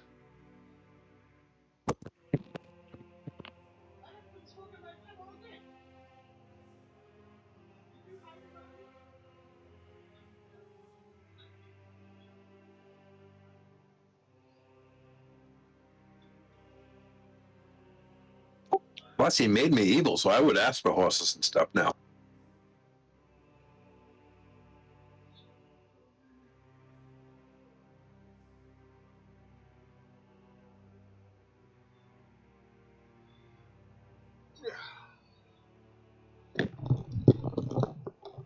All right, sorry about that. Okay, so we were on horseback, heading out. And where did you say your destination was? You decided you wanted to go to Kresk? Yes, although I will have a Hime flying above us, within 100 feet. So 100 feet above us, and I'll occasionally like flip over to his vision and just be sort of flying loops around as we go, looking for any sign of this wagon. You know, did they hide in the forest? Did they go off a side route? Anything at all? Right. So you're still several hours behind. Yep. And Yep. it doesn't take that long to get to Kresk. It only takes about 6 hours, if that. I'm still going to do it mainly just to see if there's any sign of them having gone a different direction. Very good. I realize it's a low chance, but just in case. Got it. Right. Yeah, because who knows? You're picking Kresk out of a hat. You don't know that. Right. That's where right. they went. All right. So very good. The first hour of the trip is uneventful. Hime doesn't spot anything. You pass by again this haunted mansion that's back here. This old abandoned kind of fortified house. And as you come up closer to the Wizard's Tower and the Raven River Crossroads, you pass the Solenka Pass, or the start of the Solenka Pass, which winds up and up into the heights of Mount Gakis. But that's not where you're going. You pass the turnoff. Hey, Dan, Yes. before we get to the town, guys, I'm going to ask the group, think I should shift to a different shape? Because now they all know I shapeshift. Why we go to Kresk? Should I get out of this form?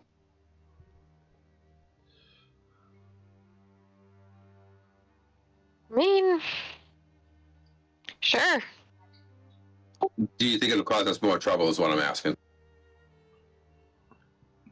Well, I mean, question remains, like, what's the point of having the burgomaster outside Valaki? You know, like, you're not going to be able to do much. Okay. And it's not like they know that the burgomaster's on his way. Yeah, that's why I'm. All right. I'm gonna switch in back into. I'm gonna actually. I'm gonna switch into a human male. I have another identity under that one that I have saved. All right.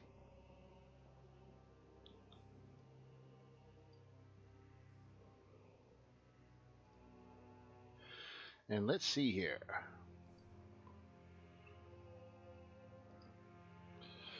So the road branches north and climbs a rocky escarpment, ending at a gatehouse built into a 20-foot high wall of stone reinforced with buttresses every 50 feet or so. The wall encloses a settlement on the side of a snow-dusted mountain spur.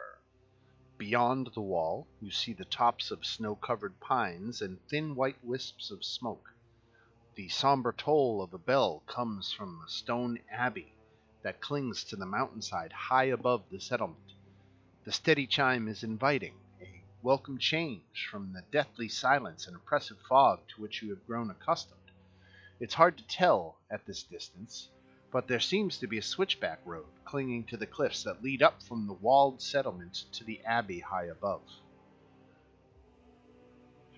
The The air, Abbey. yeah, the air grows colder as you approach the walled settlement. Two square towers with peaked roofs flank a stone archway into which is set a pair of 12-foot tall iron-bound wooden doors. Let me find Kresk here on my map. And Kresk. so is the Abbey separate from the town? It's like up on the hill behind the town? It is. That is correct. Right. And I'm just going to drop your tokens. Here is Bardor, Keldrin, and Murmur, and Sabina. And I suppose we still got Spaz with us, right? Can't forget Spaz and Ahime. Anybody else we're forgetting?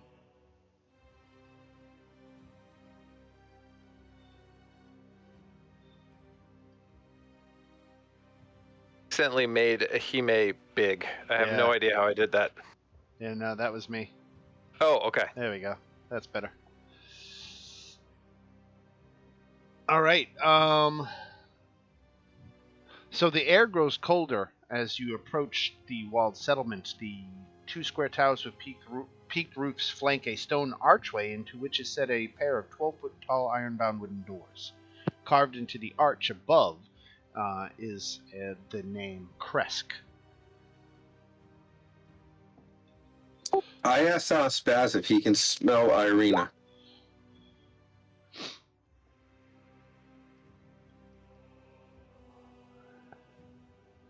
Have him make a perception check.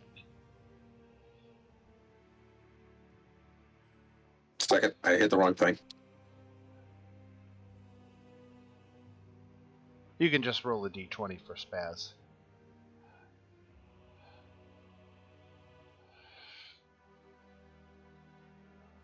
All right, 15. So, unfortunately, no. It's not that he doesn't smell Irina, it's that there's not a strong enough scent for him to know either way. Okay.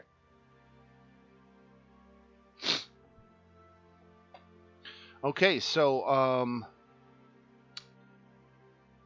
atop the parapet, you see four figures wearing fur hats and clutching spears, and they watch you nervously.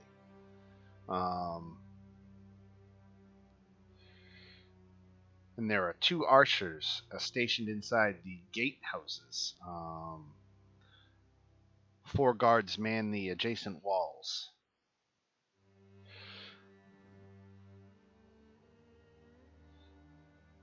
The guards ask you your business.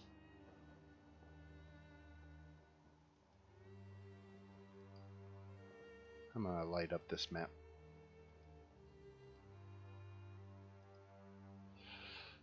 Give you a better vision of this map here.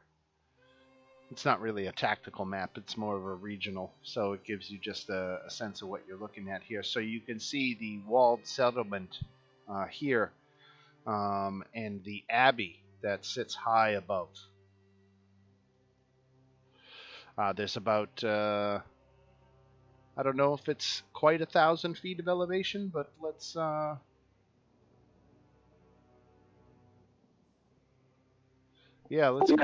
let's call it 600 feet of elevation between the abbey and the town below. Yeah, I know that number.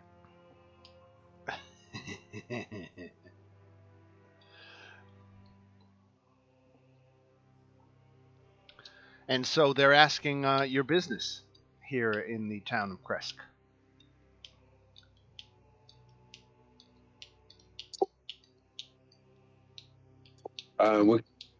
We weren't. Do we want to just say we're in search of the people that we saw? I don't know. You're the burgomaster, right? And you're Not anymore. No, I switched that's over. right. Well, maybe we can just say, like, oh, we heard a friend came to town. We're looking for her.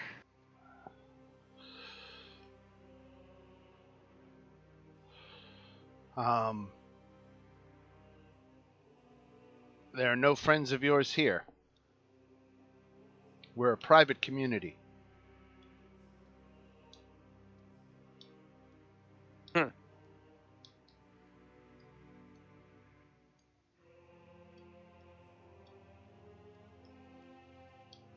I'm keeping my mouth shut on this. I wouldn't say good things. I will say we have encountered a crate on the side of the road with some very important contents, and we have reason to believe that it was a wagon of your settlement that accidentally dropped this crate. And I'll cast Minor Illusion to create like a little image of the wagon that I didn't see it actually, did I? Hime described it to me. Right. Is that right? So I'll do the best I can. Right. And Well, I'll say, are you talking about the one where that supposedly kidnapped Irina? yeah. Yeah, never got sight of it. So yeah, I'll do a little cartoonish version, like It's off of Isaac's description, right? yeah, or Hime, Right. because we Right. get telepathically with me, and I'll say, did you see any wagon of this description? We would love to make sure they get their property back. The only wagon that's coming up in here was destined for the abbey.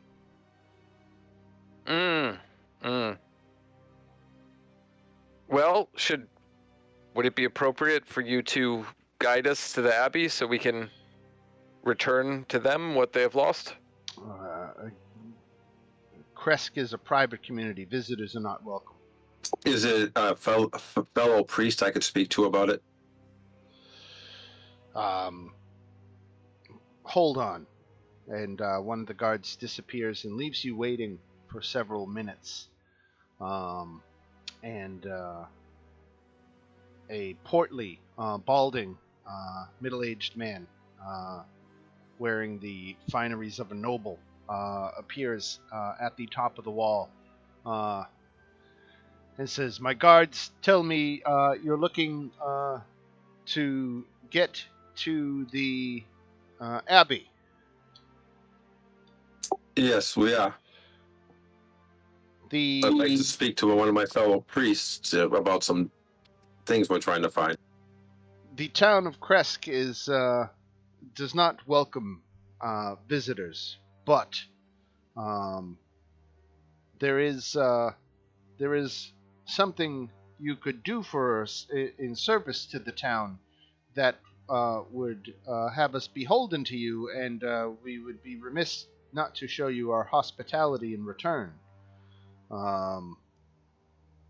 he says there is a tribe of werewolves that have been pestering the town for some weeks. They see dark shapes at night running between their houses, um, and and they are fearful that it is the werewolves encroaching on their territory, and they would ask that you visit this den, which they believe is located somewhere in the northeast of the town, and dispatch the leader of this werewolf tribe and bring his head here to Kresk as proof that the deed is done. Have they bothered you in the last 24 hours? The burgomaster turns to one of his guards and says, "Why, yes, just last night, Father or one of the villagers reported seeing a dark shape outside of his home last night." I doubt it's the werewolves. We took care of them.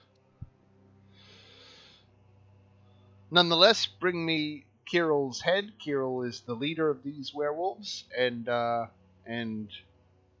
the town of Kresk will be in your debt. Give me 1 second. Hey, can your owl fly out?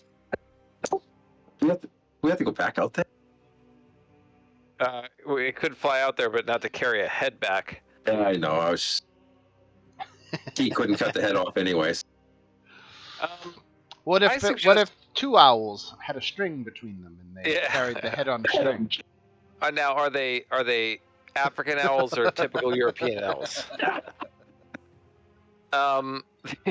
Sorry.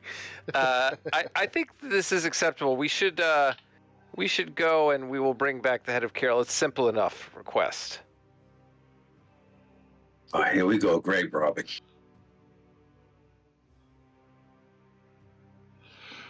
You're evil. What do you care? I don't really care. I'm just. So the cuffs kind of got taken off. If we're walking, can you go back to that map, Dan? Oh yeah, absolutely. Yep. So as we kind of descend that trail and go to kind of get behind that first copse of trees away from the gate. Yeah. I'm going to sort of whisper to everyone, well, why don't we sneak up through these woods and get near the Abbey and see if we can see inside?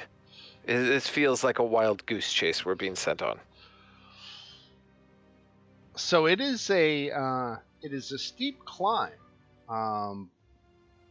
and it would probably require climbing gear and a couple of checks. But you could conceivably scale the cliff face that were, well, maybe not here. This is the cliff face, but what I'm suggesting is we go here, and then I send the owl up. Oh, I see. I just want to get close. All right, I want to give you... Here, how do I do this? Let me see. I want to give you a bird's eye view of the Abbey. So I want to show you... Really...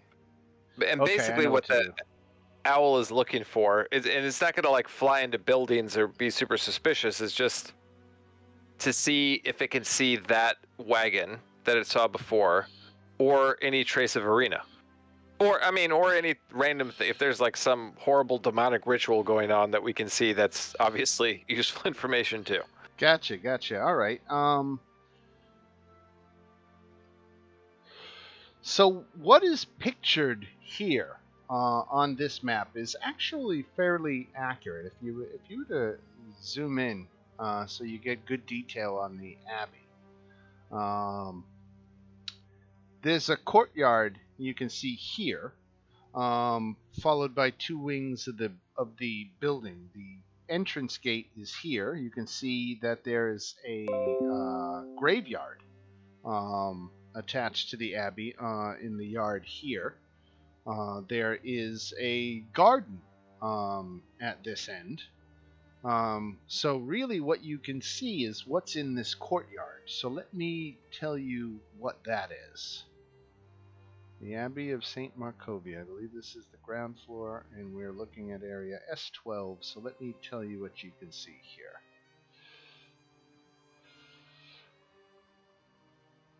So the courtyard is surrounded by a 15-foot high curtain wall, on which several guards were standing. In the center of the courtyard is a stone well fitted with an iron winch. Along the perimeter, tucked under the overhanging wall, are stone sheds with wooden doors. There are 2 wooden posts pounded into the rocky earth that have iron rings bolted to them. Unchained to one of them is a short humanoid with bat wings and spider mandibles.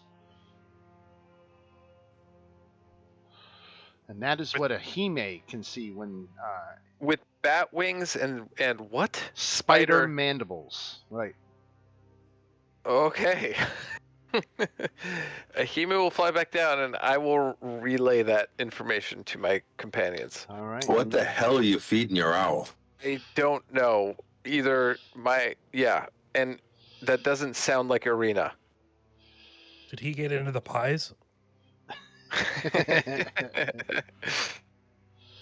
I'll check to see if his eyes are dilated. I don't know if that's relevant for a fake creature. I did not expect that.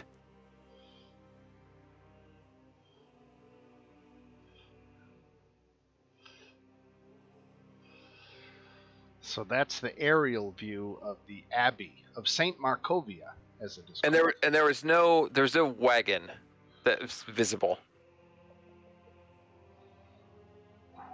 I gave them a wagon, so yes. Okay. Yeah. So in other because words, they have nowhere to park it, so you would be able to see a wagon, right? Okay, so is Hime that's the wagon, or Hime's I don't know, it's a wagon's a wagon. I can't tell the difference. Well, a Hime never saw Irina's wagon to begin with. Okay. It fits the rough description that you were given Actually, by Isaac. I think a Hime did, because remember, I sent a Hime out the west and then the north, and he saw the two. Right. The two things. Right. We covered that real brief before you Right. went to the right. No, you're absolutely right. So yes, in that case, Ahime does recognize it as that is the same wagon. It would appear anyway. Okay, so if they took Arena in the wagon, she is up there, but yet that still does nothing to help me explain why there's a bat creature with spider mandibles chained to a post. Dan, how much time has passed between this afternoon and coming all the way out here? It's getting on the later part of the afternoon at this point. It's heading on 4:00. Okay. Well, I guess if we're going to do this for that head, let's get there, unless you guys want to try to break in. I'm up for frontal assault, but I'm down to 3. Don't have a lot of power left. So we could go get the head, which would get us in the town, but would that help us get into the Abbey? And then, if we want to get into the Abbey, do we want to wait? I'm not ready for if this turns into a big shooting match. I'm gonna be very weak.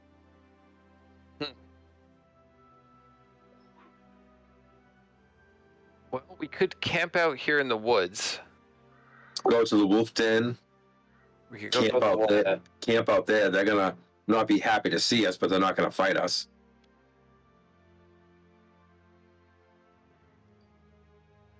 And get the head and just sort of call their bluff? Yeah. At the very least? Okay. Yeah, why not? Because we're not going to take a frontal assault approach right now. We're not up to that. Murmur, Zafina, you guys okay with that, or do you want to try and sneak in or do something else? I'm not Nope. stealthy, so I can't sneak in. Okay. So is it off to get The Kirill's wolf head? den. All right. Yeah. It's off to go grave robbing. So here is the wolf den. It's not too far from where you are, but of course it's all very difficult terrain because you don't have the luxury of a road. It's also getting to be nighttime.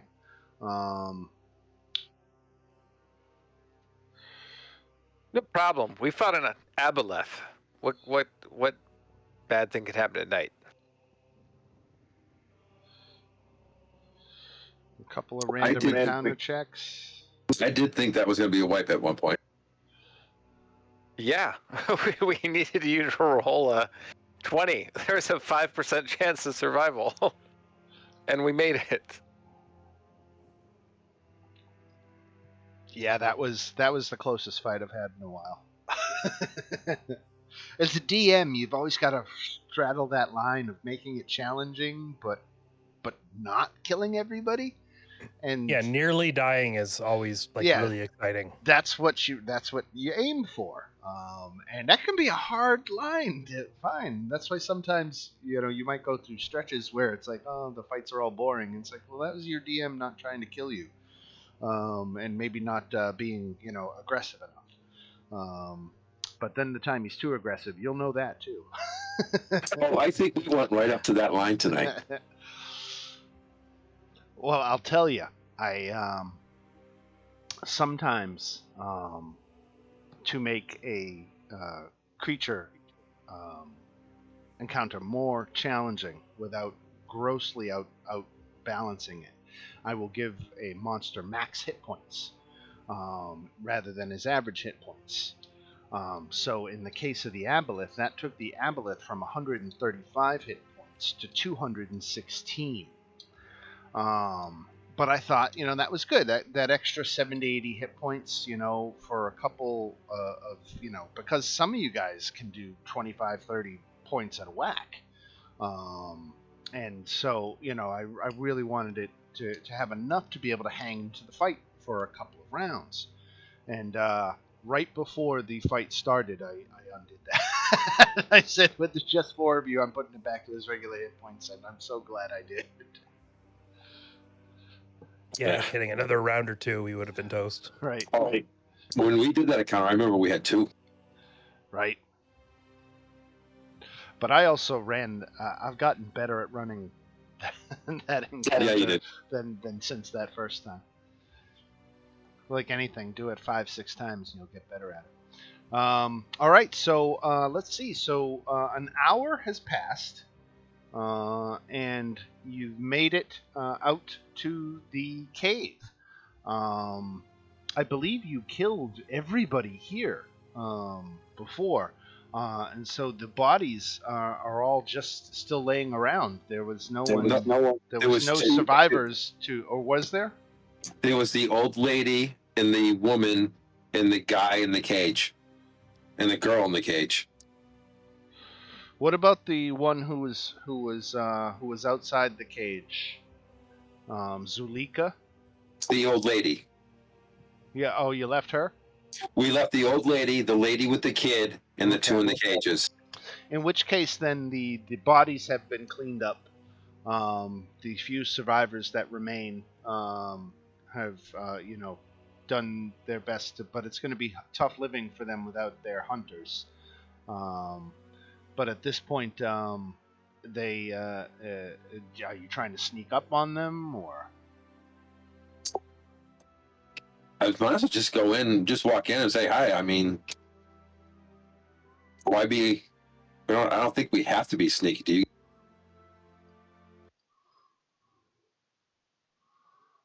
Let's see if we. Oh yeah, it looks like we did leave a couple people alive. It's the tokens that are left, basically. Okay.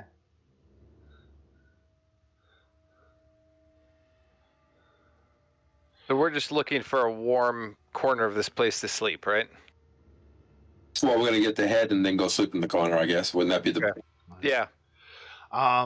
The only problem is they burned Kirill's body. Oh, damn it.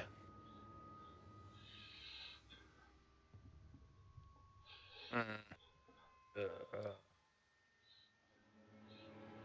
Are there any bodies here? They burned all of them. They're all burned. Yeah. You want to just cut one of their heads off and use that? You mean one of the live people's heads off? Are there even people here, or are those just like? No, there's like 4 of them left. Yeah, I don't want to do that. No. Okay. I think we should rest here and then go back and think about either trying to bluff our way through or sneak our way in. So do a long rest and travel out in the morning if they're in. Well, we should probably tell them we're doing that, right? Yes.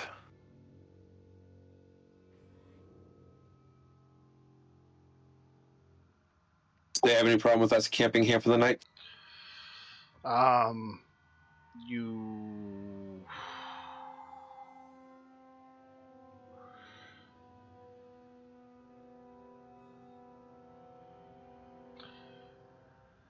Yeah, if you're here, well, no. I guess they're not in a position to argue. They don't like it, but going out and sleeping in the wilderness isn't an option. They need the shelter of the cave, and they don't feel like they can force the issue. So they and knowing that you could kill them all, they full realize that and give you a wide berth. Okay. Let's take up camp. Yeah, all the same, we should have watches. I put Spaz up the front on guard duty.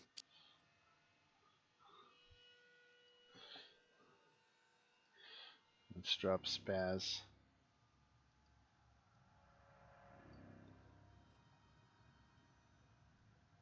Way up front. We gotta use this room back here, I would think, right? This was Kirill's room. All right, we'll go in there. So I'll put Spaz right about here. All right. All right.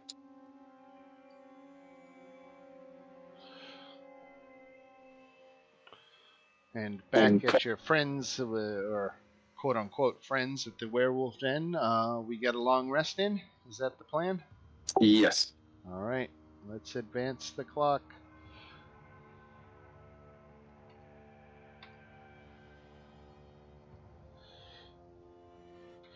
All right. It is now 6 a.m. on day 10. And you guys have full rested. Definitely need that if we have to either bulldoze or fake our way in.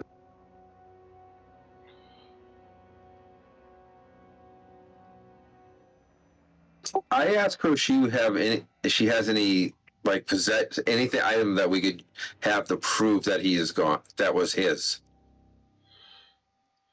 Let's see. Well, you took the stuff that was in his chest already, I'm pretty sure. There was a strength potion, I think, in there, and something else. No, like you really unique items per se for him. Clothing. Well, I mean, aren't they looking for a wolf and not a person? well, they're looking. They said werewolf, and you guys know from fighting werewolves that when you kill them, they revert to their human form.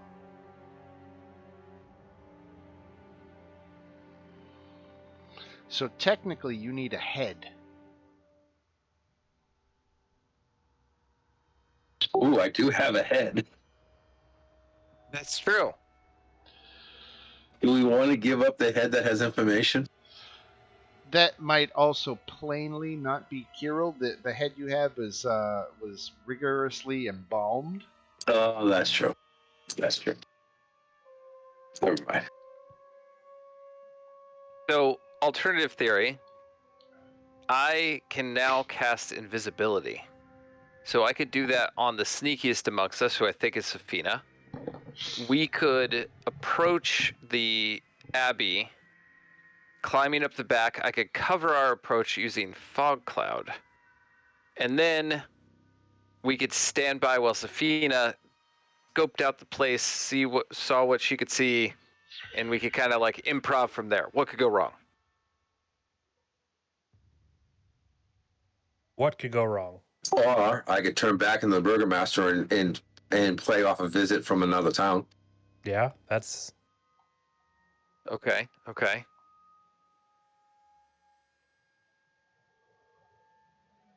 Oh, Dan, when you said I forgot to ask this. When you said there were guards inside the Abbey, Right. I mean, first of all, that's sort of odd in and of itself, right? They were standing perimeter Okay. on the courtyard. And how many were there? Say 8. Wow. Okay. And how are they armed? I mean, are these like monk Spears. guards? They were. These are soldiers. It was like chainmail, helmet, spear. Okay. Yep. We can stay in the castle. While you were spending some time here in the werewolf den, when Sensia is this a woman, one of the survivors, and she actually approaches you and asks if you would be willing to bring the killer of her child to justice.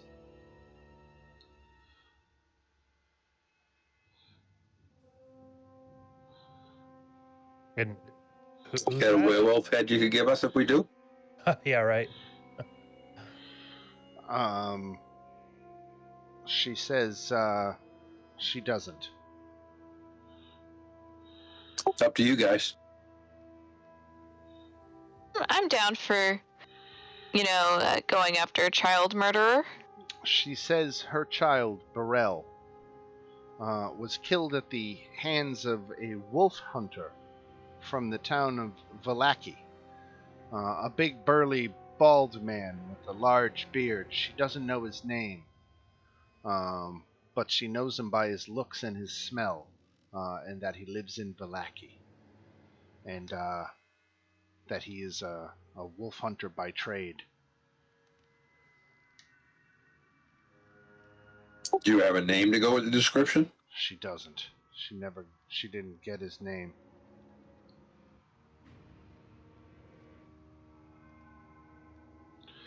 But she describes a man that looks like this. And you have seen a man that looks like that. Is that one of the people who was in the bar? The two brothers? Precisely. Not the brothers, the hunters. The hunters. Right. Didn't we hire the hunters to track the wolves here? You did. Yeah, okay. And was she a wolf when this happened? Well, yes, her son Burrell was in wolf form when this hunter killed him. Do you really want to go kill the guy that we might have hired to kill the kid? I'm up for it. No, I think eye on the prize. We got to figure out what happened to Arena.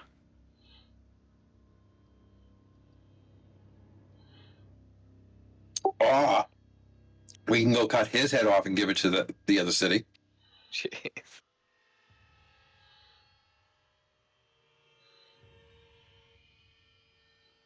I would prefer the Burgomaster or sneak in theory. After having caused a teenage boy to be ripped to pieces by a devil, I'm trying to cut back on the needless death that we cause. So while we were here in the werewolf den, this woman, Zulika, also approached you, and she explained that that her mate Emil used to run this tribe before Kirill overthrew his rule, um, and the pack began serving Strahd. In fact, her love, Emil, was taken away by Strahd and is now imprisoned somewhere. And she doesn't know where he is.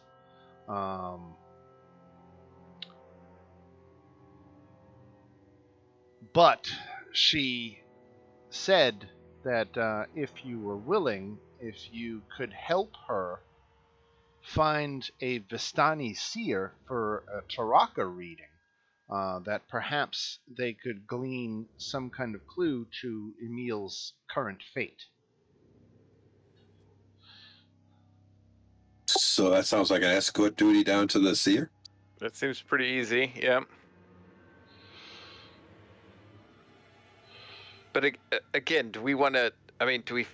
I sort of was under the impression we're trying to track down Irina. That was what we came up with. You came back to the werewolf den, so I thought Yeah. it would be an opportunity to hand you some of the things that we didn't cover at the werewolf den, because the first time you were here, it was kind of all murder.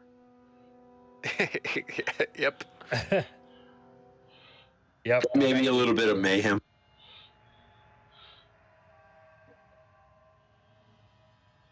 I mean, I feel like we sort of are responsible for Irina, right? We brought her to Valaki.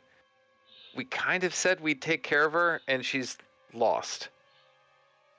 And Oh, we're probably been definitely kidnapped. responsible for her. Okay. I would say 100% we're responsible for her. All right, so given that, we've got plan storm the castle and slaughter everyone in the abbey. Plan become sneaky and invisible to investigate further, or plan bluff our way in as the burgomaster and the burgomaster's aides. I'm up for all of them. I think the burgomaster idea is probably the best one. And we've got it under our belt, or on our belt. We might as well use it. Yeah, and I guess if the burgomaster plan fails, we could still do plan A or B, whereas the Right. opposite is not true. Right. Okay. I love this plan. I'm excited to be a part of it. Okay. Don't cross the streams. Or I guess we will cross the streams. All right, so I guess we're going to walk our way back, or ride our way back, then bluff our way in. Yes.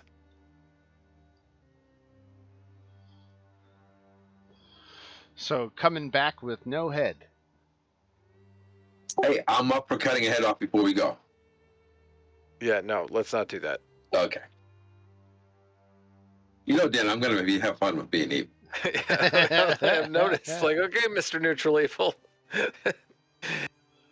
We'll cut off a head eventually, okay? Just wait. We haven't even had breakfast yet. Hold on.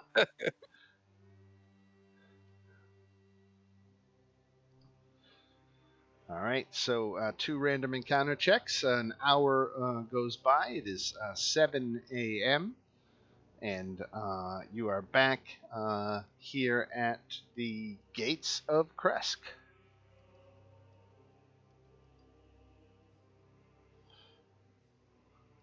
I guess I could throw us to the Kresk map. Why not?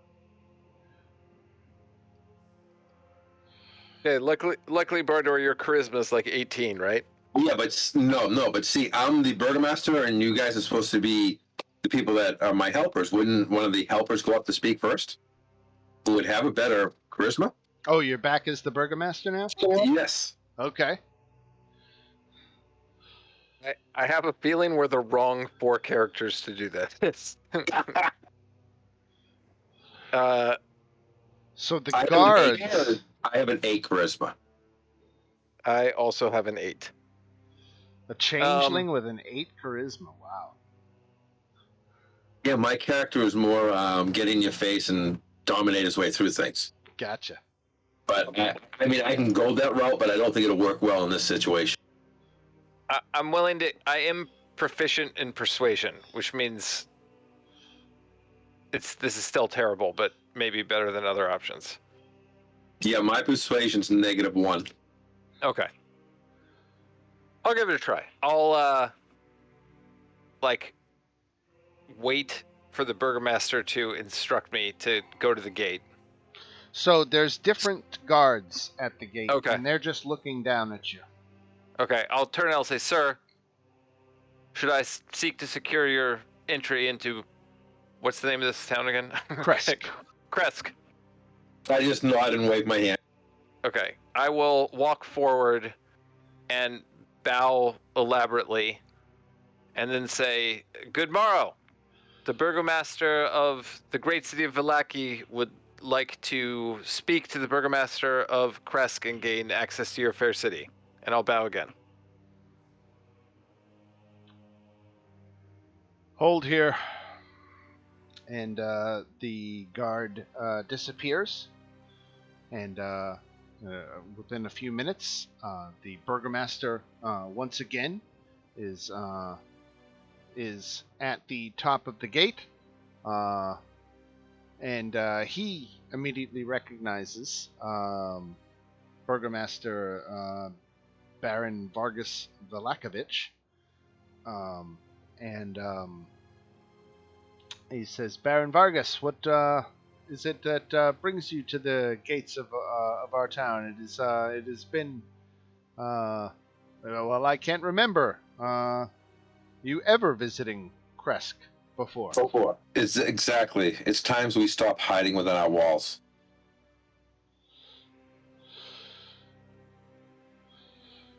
Vallaki has their way, and Kresk has our own.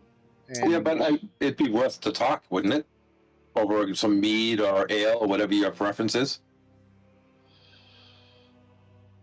it would be inhospitable of me to not offer you a drink and a place at my table. So please do come in.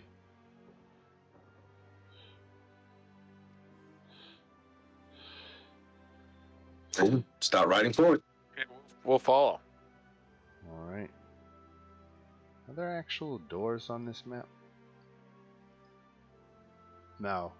I deleted all the dynamic lighting. All right. Do I actually have to turn dynamic lighting on for the walls to show up? Is that how that works?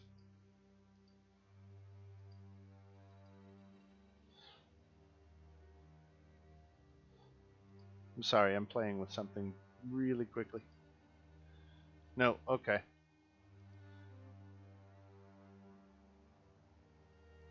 This place just wasn't set up for it.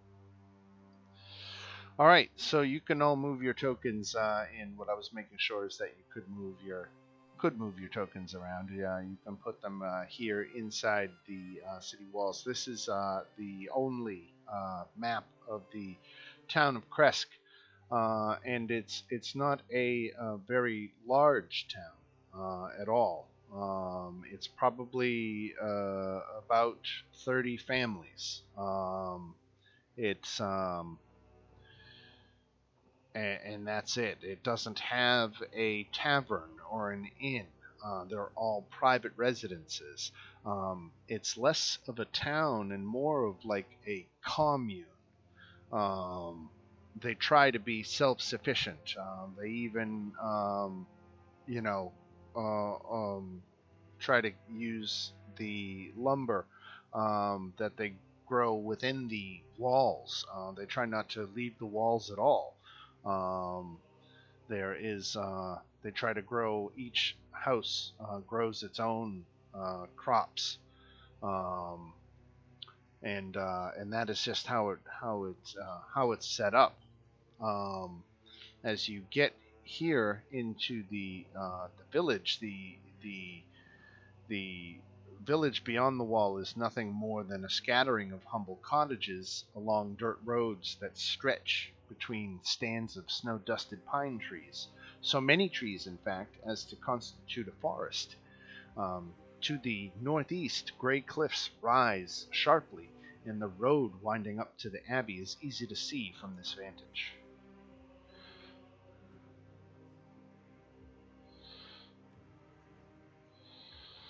Villagers grow trees and vegetables, cut wood to heat their homes, raise chickens and pigs, and share food.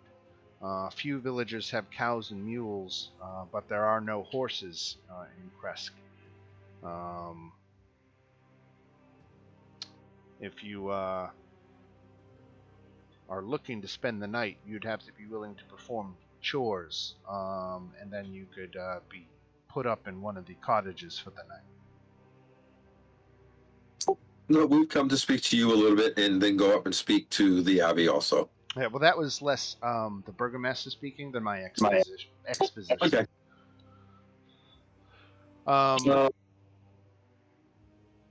But yeah, so the burgomaster invites you into his cottage. Is the building closest to the outer gate and the largest building in town, but still a modest dwelling.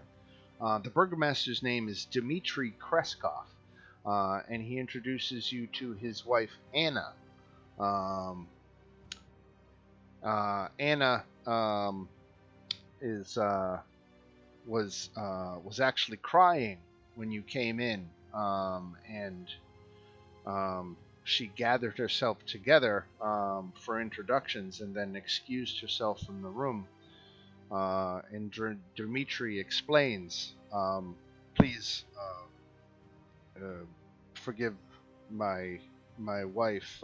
She is mourning the loss of the last of our 4 children, Ilya. Or excuse me, that is not true. She is worrying over our poor son, Ilya, who we had lost to illness a month ago at the age of 14, and by miracle he was returned to us, though he is seemingly not feeling like his old self, and my wife is distraught." I feel your pain. I have just recently lost my son. What is wrong with your child? He was dead and was resurrected through the Morning Lord's divine light, and he's just behaving strangely. He's forever and constantly eating. The gluttony knows no limit. He just always eating, and to the point where he even attacked my wife recently. Eating what? Food. Okay, just sound. Hey, we do know there's vampires around. It's not an off the wall question. Oh heavens! I would dare not dream that such a nightmare could afflict my family. This is surely just a melancholy that he's suffering. I have some ways in medicine. Would you like me to check?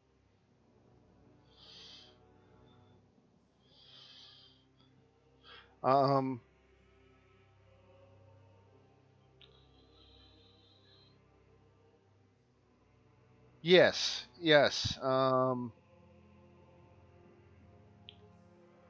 I'm reading. That's why I'm being quiet. I'm sorry.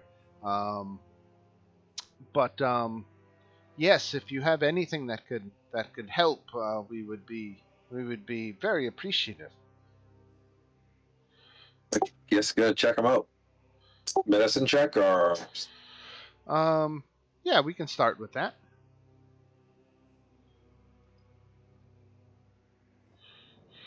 The boy seems in excellent health. Righty. Now, the whole time you're examining him, he's eating. He's sitting there and chewing on your food, and he refuses to put the food down. Oh, that sounds like a curse of some sort. What food is he eating? A chicken right now. Okay, but it's not like a raw bloody chicken. It's Nope. like a cooked chicken. Right. Okay. Yeah, he's got chicken and some bread.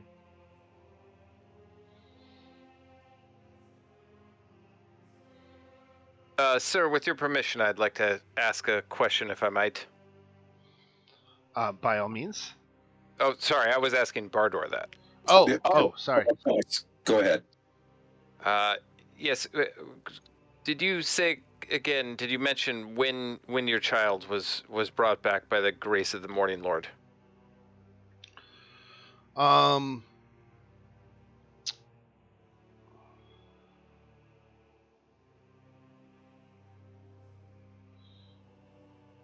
I'm just trying to make sure I got my timeline right. So he died a month ago.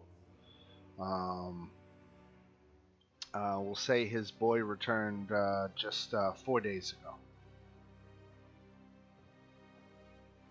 When he died, did he have any scrapes or bites on him? No, he appeared in perfect condition. In fact, there was an old scar that he had that even healed. I'm gonna go sit in the corner and take out my spell book and sort of try and act like I'm, looking through a book of herbal, ancient, arcane remedies. But I'm gonna instead be ritual casting detect magic. Okay. Which will take 10 minutes. Right. So I don't know And what other people want to do. And you've given cover to you're doing some kind of other ritual. Right. And they wouldn't know the difference. But no magic is detected in the house. Not from the boy? No.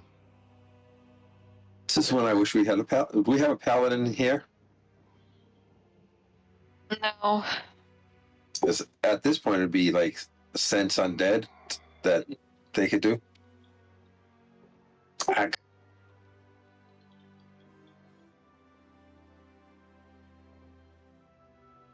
Do we... Well, actually, I guess we're all in the same room with this family, so yeah, never mind.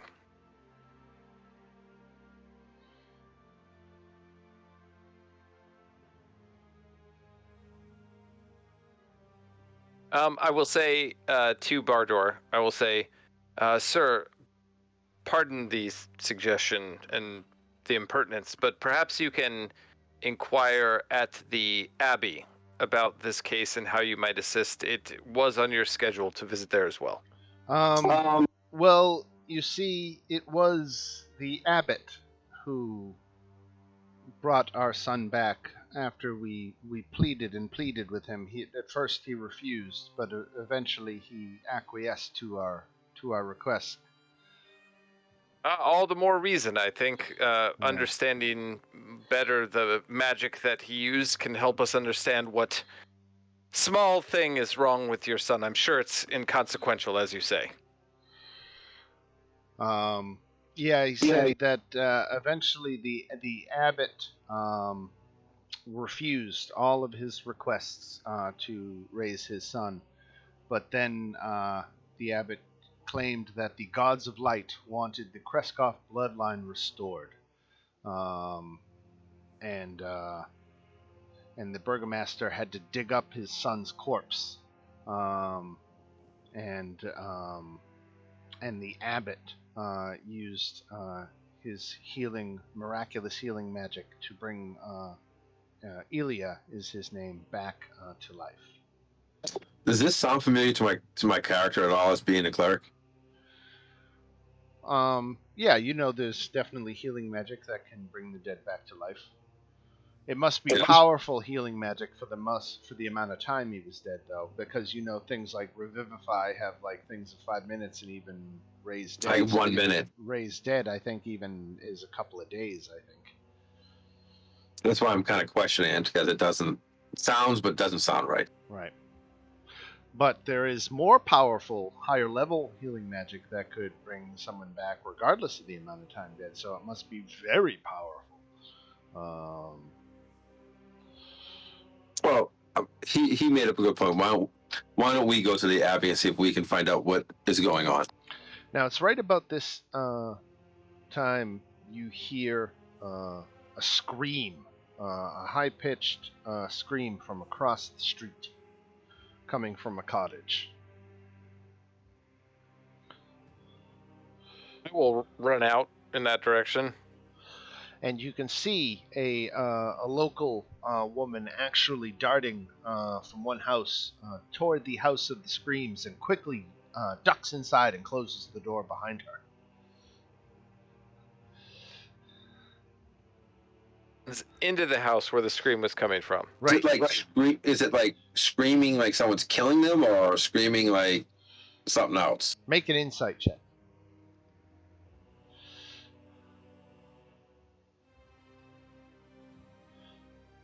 This is a scream of agony. I'm gonna go watch. Gain inspiration, you evil bastard. I'm gonna go watch. Are Safina and Murmur? Are you guys coming with us? Yeah. I don't know why I wouldn't. Oh, I okay. suppose. I want to make sure that people are with me. Other than Bardor who's watching. I'm gonna run over and knock on the door of the cottage. All right.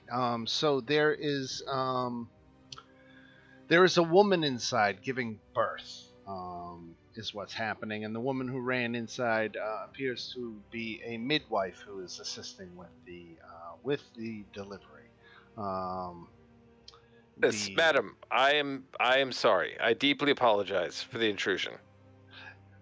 And the pregnant mother screams at you to get the fire truck out of here. I will do so.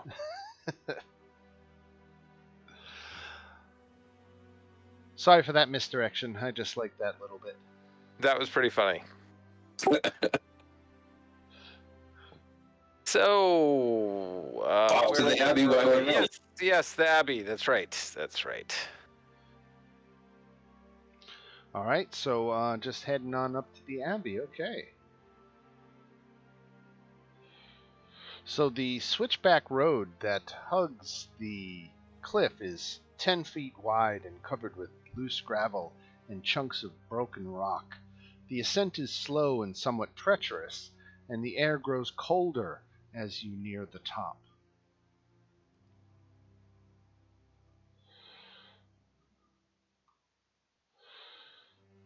The road from the village climbs above the mist to the wide ledge on which the abbey is perched. A light dusting of snow covers the trees and rocky earth. The gravel road passes between two small stone outbuildings. As I try to set up your tokens here, let me come back here. We've got Bardor, Keldrin, Murmur, and Safina. Alright. The gravel road passes between two small stone outbuildings, to either side of which stretches a 5-foot-high, 3-foot-thick wall of jumbled stones held together with mortar. Blocking the road are iron gates attached to the outbuildings by rusty hinges. That puts us right up here. They appear to be unlocked. Viewed through the gates, the stone abbey stands quiet.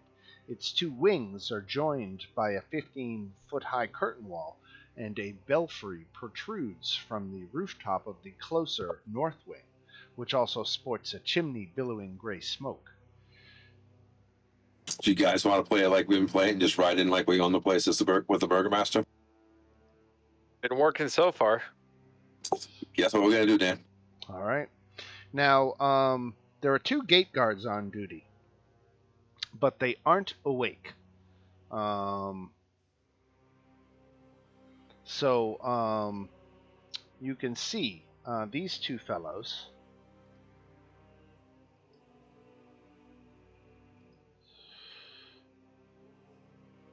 So they're interesting looking fellows. Ooh, I might have better handouts for them. Let me see here. Yeah, here we go. Here's a handout for Otto. And here's a handout for Siegfried. These are your two sleeping gate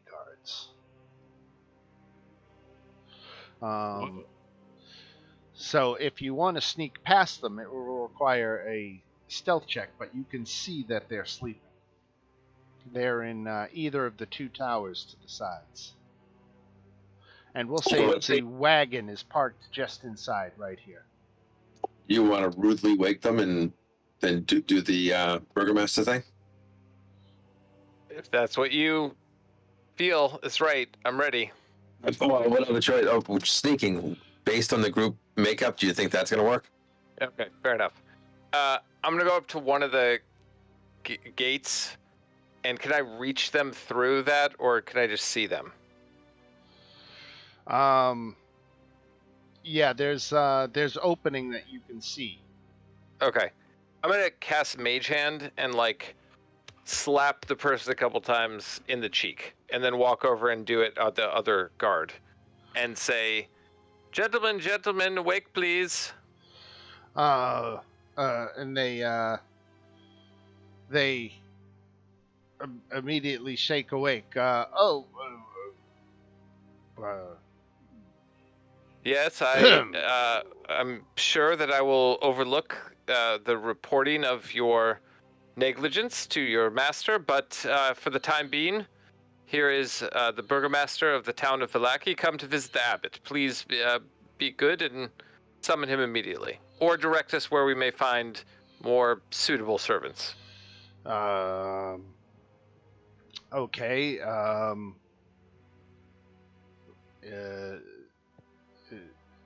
Otto says, "Follow me," and he begins leading you into the abbey. Let's go.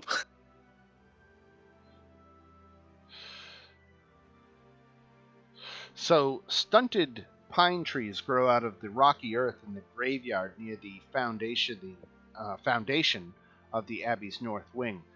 The windows of the structure are cracked panes of leaded glass. Ancient gravestones burst from a thin crust of snow in the yard. Beyond the low wall that surrounds the graveyard, the ground falls away, and the village lies 400 feet below, and the view is breathtaking. Yeah.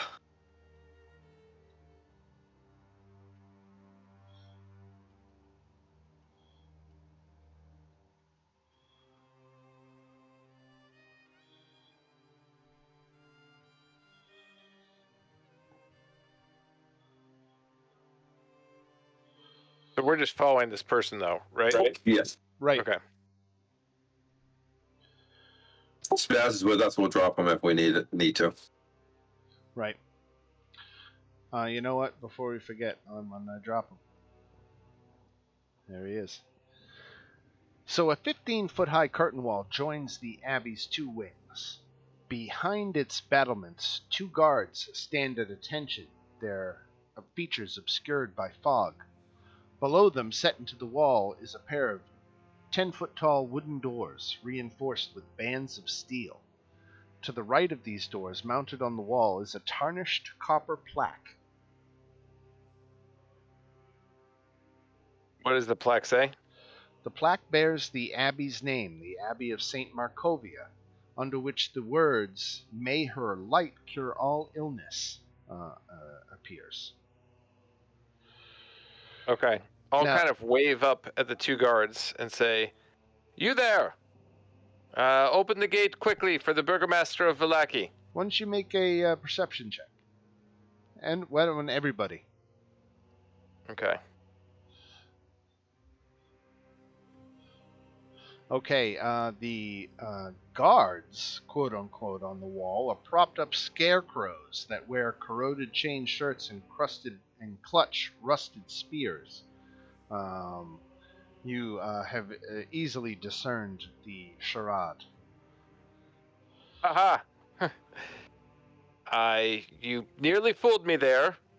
Go ahead, lead on through these doors. And Otto goes ahead and pushes open the the doors and leads you in. And he says, "Mind the well, don't step near it," and leads you over here. Now you can see um, over here is that bat-winged, spider-mandibled creature that is chained to a post that's driven into the ground, and it flaps its wings, pulling taut at its chain, trying to fly away, and just crashing back to the ground.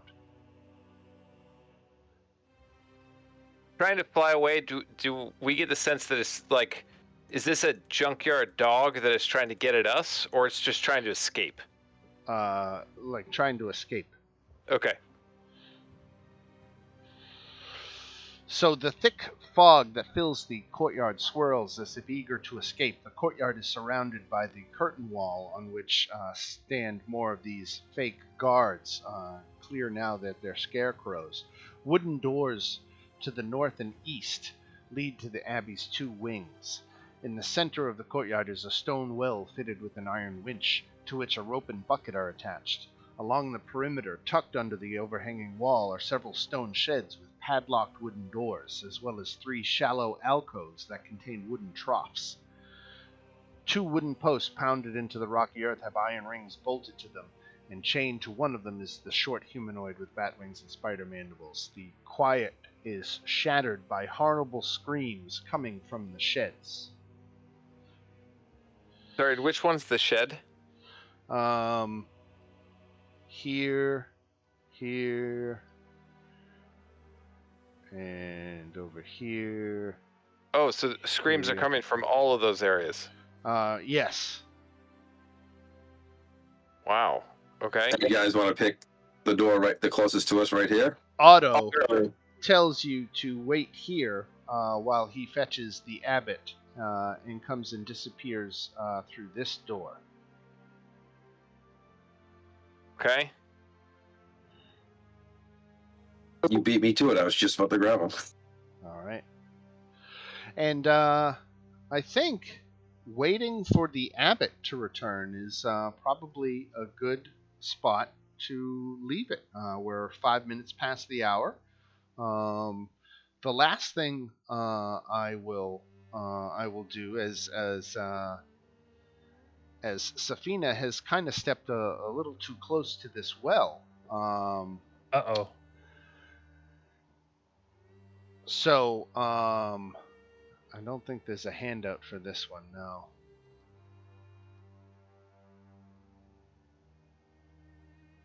The aboleth sibling comes up Ooh. out of the well. It's like revenge. Yeah, right.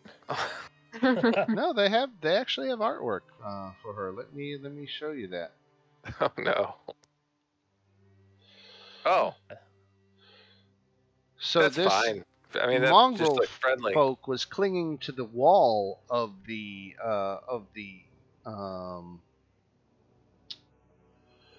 well, and as you came near it, she scrambled up and took a swipe at you, and missed and disappeared back down into the darkness, Safina.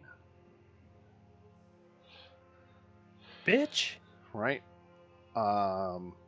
So I guess that is where we will. You know what? I'm gonna actually even reveal her presence now, but she is down in the well.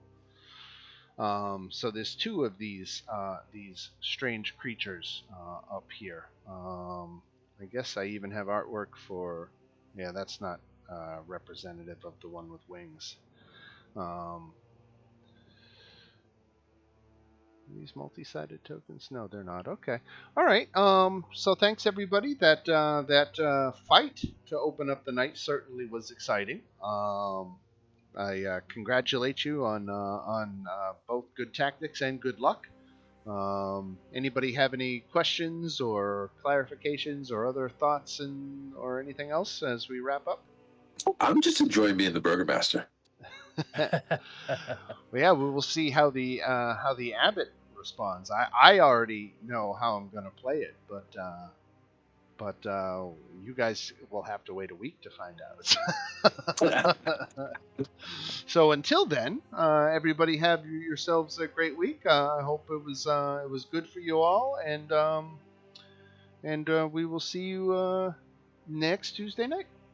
And real Right. quick, real Yeah. quickly, I will be at a conference next week, and I have no idea what the schedule is at night. So probably day of, I'll let you guys know if I can attend or Gotcha. No problem. No problem. And if you can't make it, we'll just advance your payment out another week, and so don't worry about it. I don't make you pay if you have to miss a game. So not to worry. We just ask you to give notice when you can, and other Great. than that, all right. So everybody have yourselves a good one, and we'll see you all next week, and we'll see Thank you you. in the chat before then. Have a good one. Okay. All righty. Come on, Bye, guys. Night, everybody. Night. Yeah.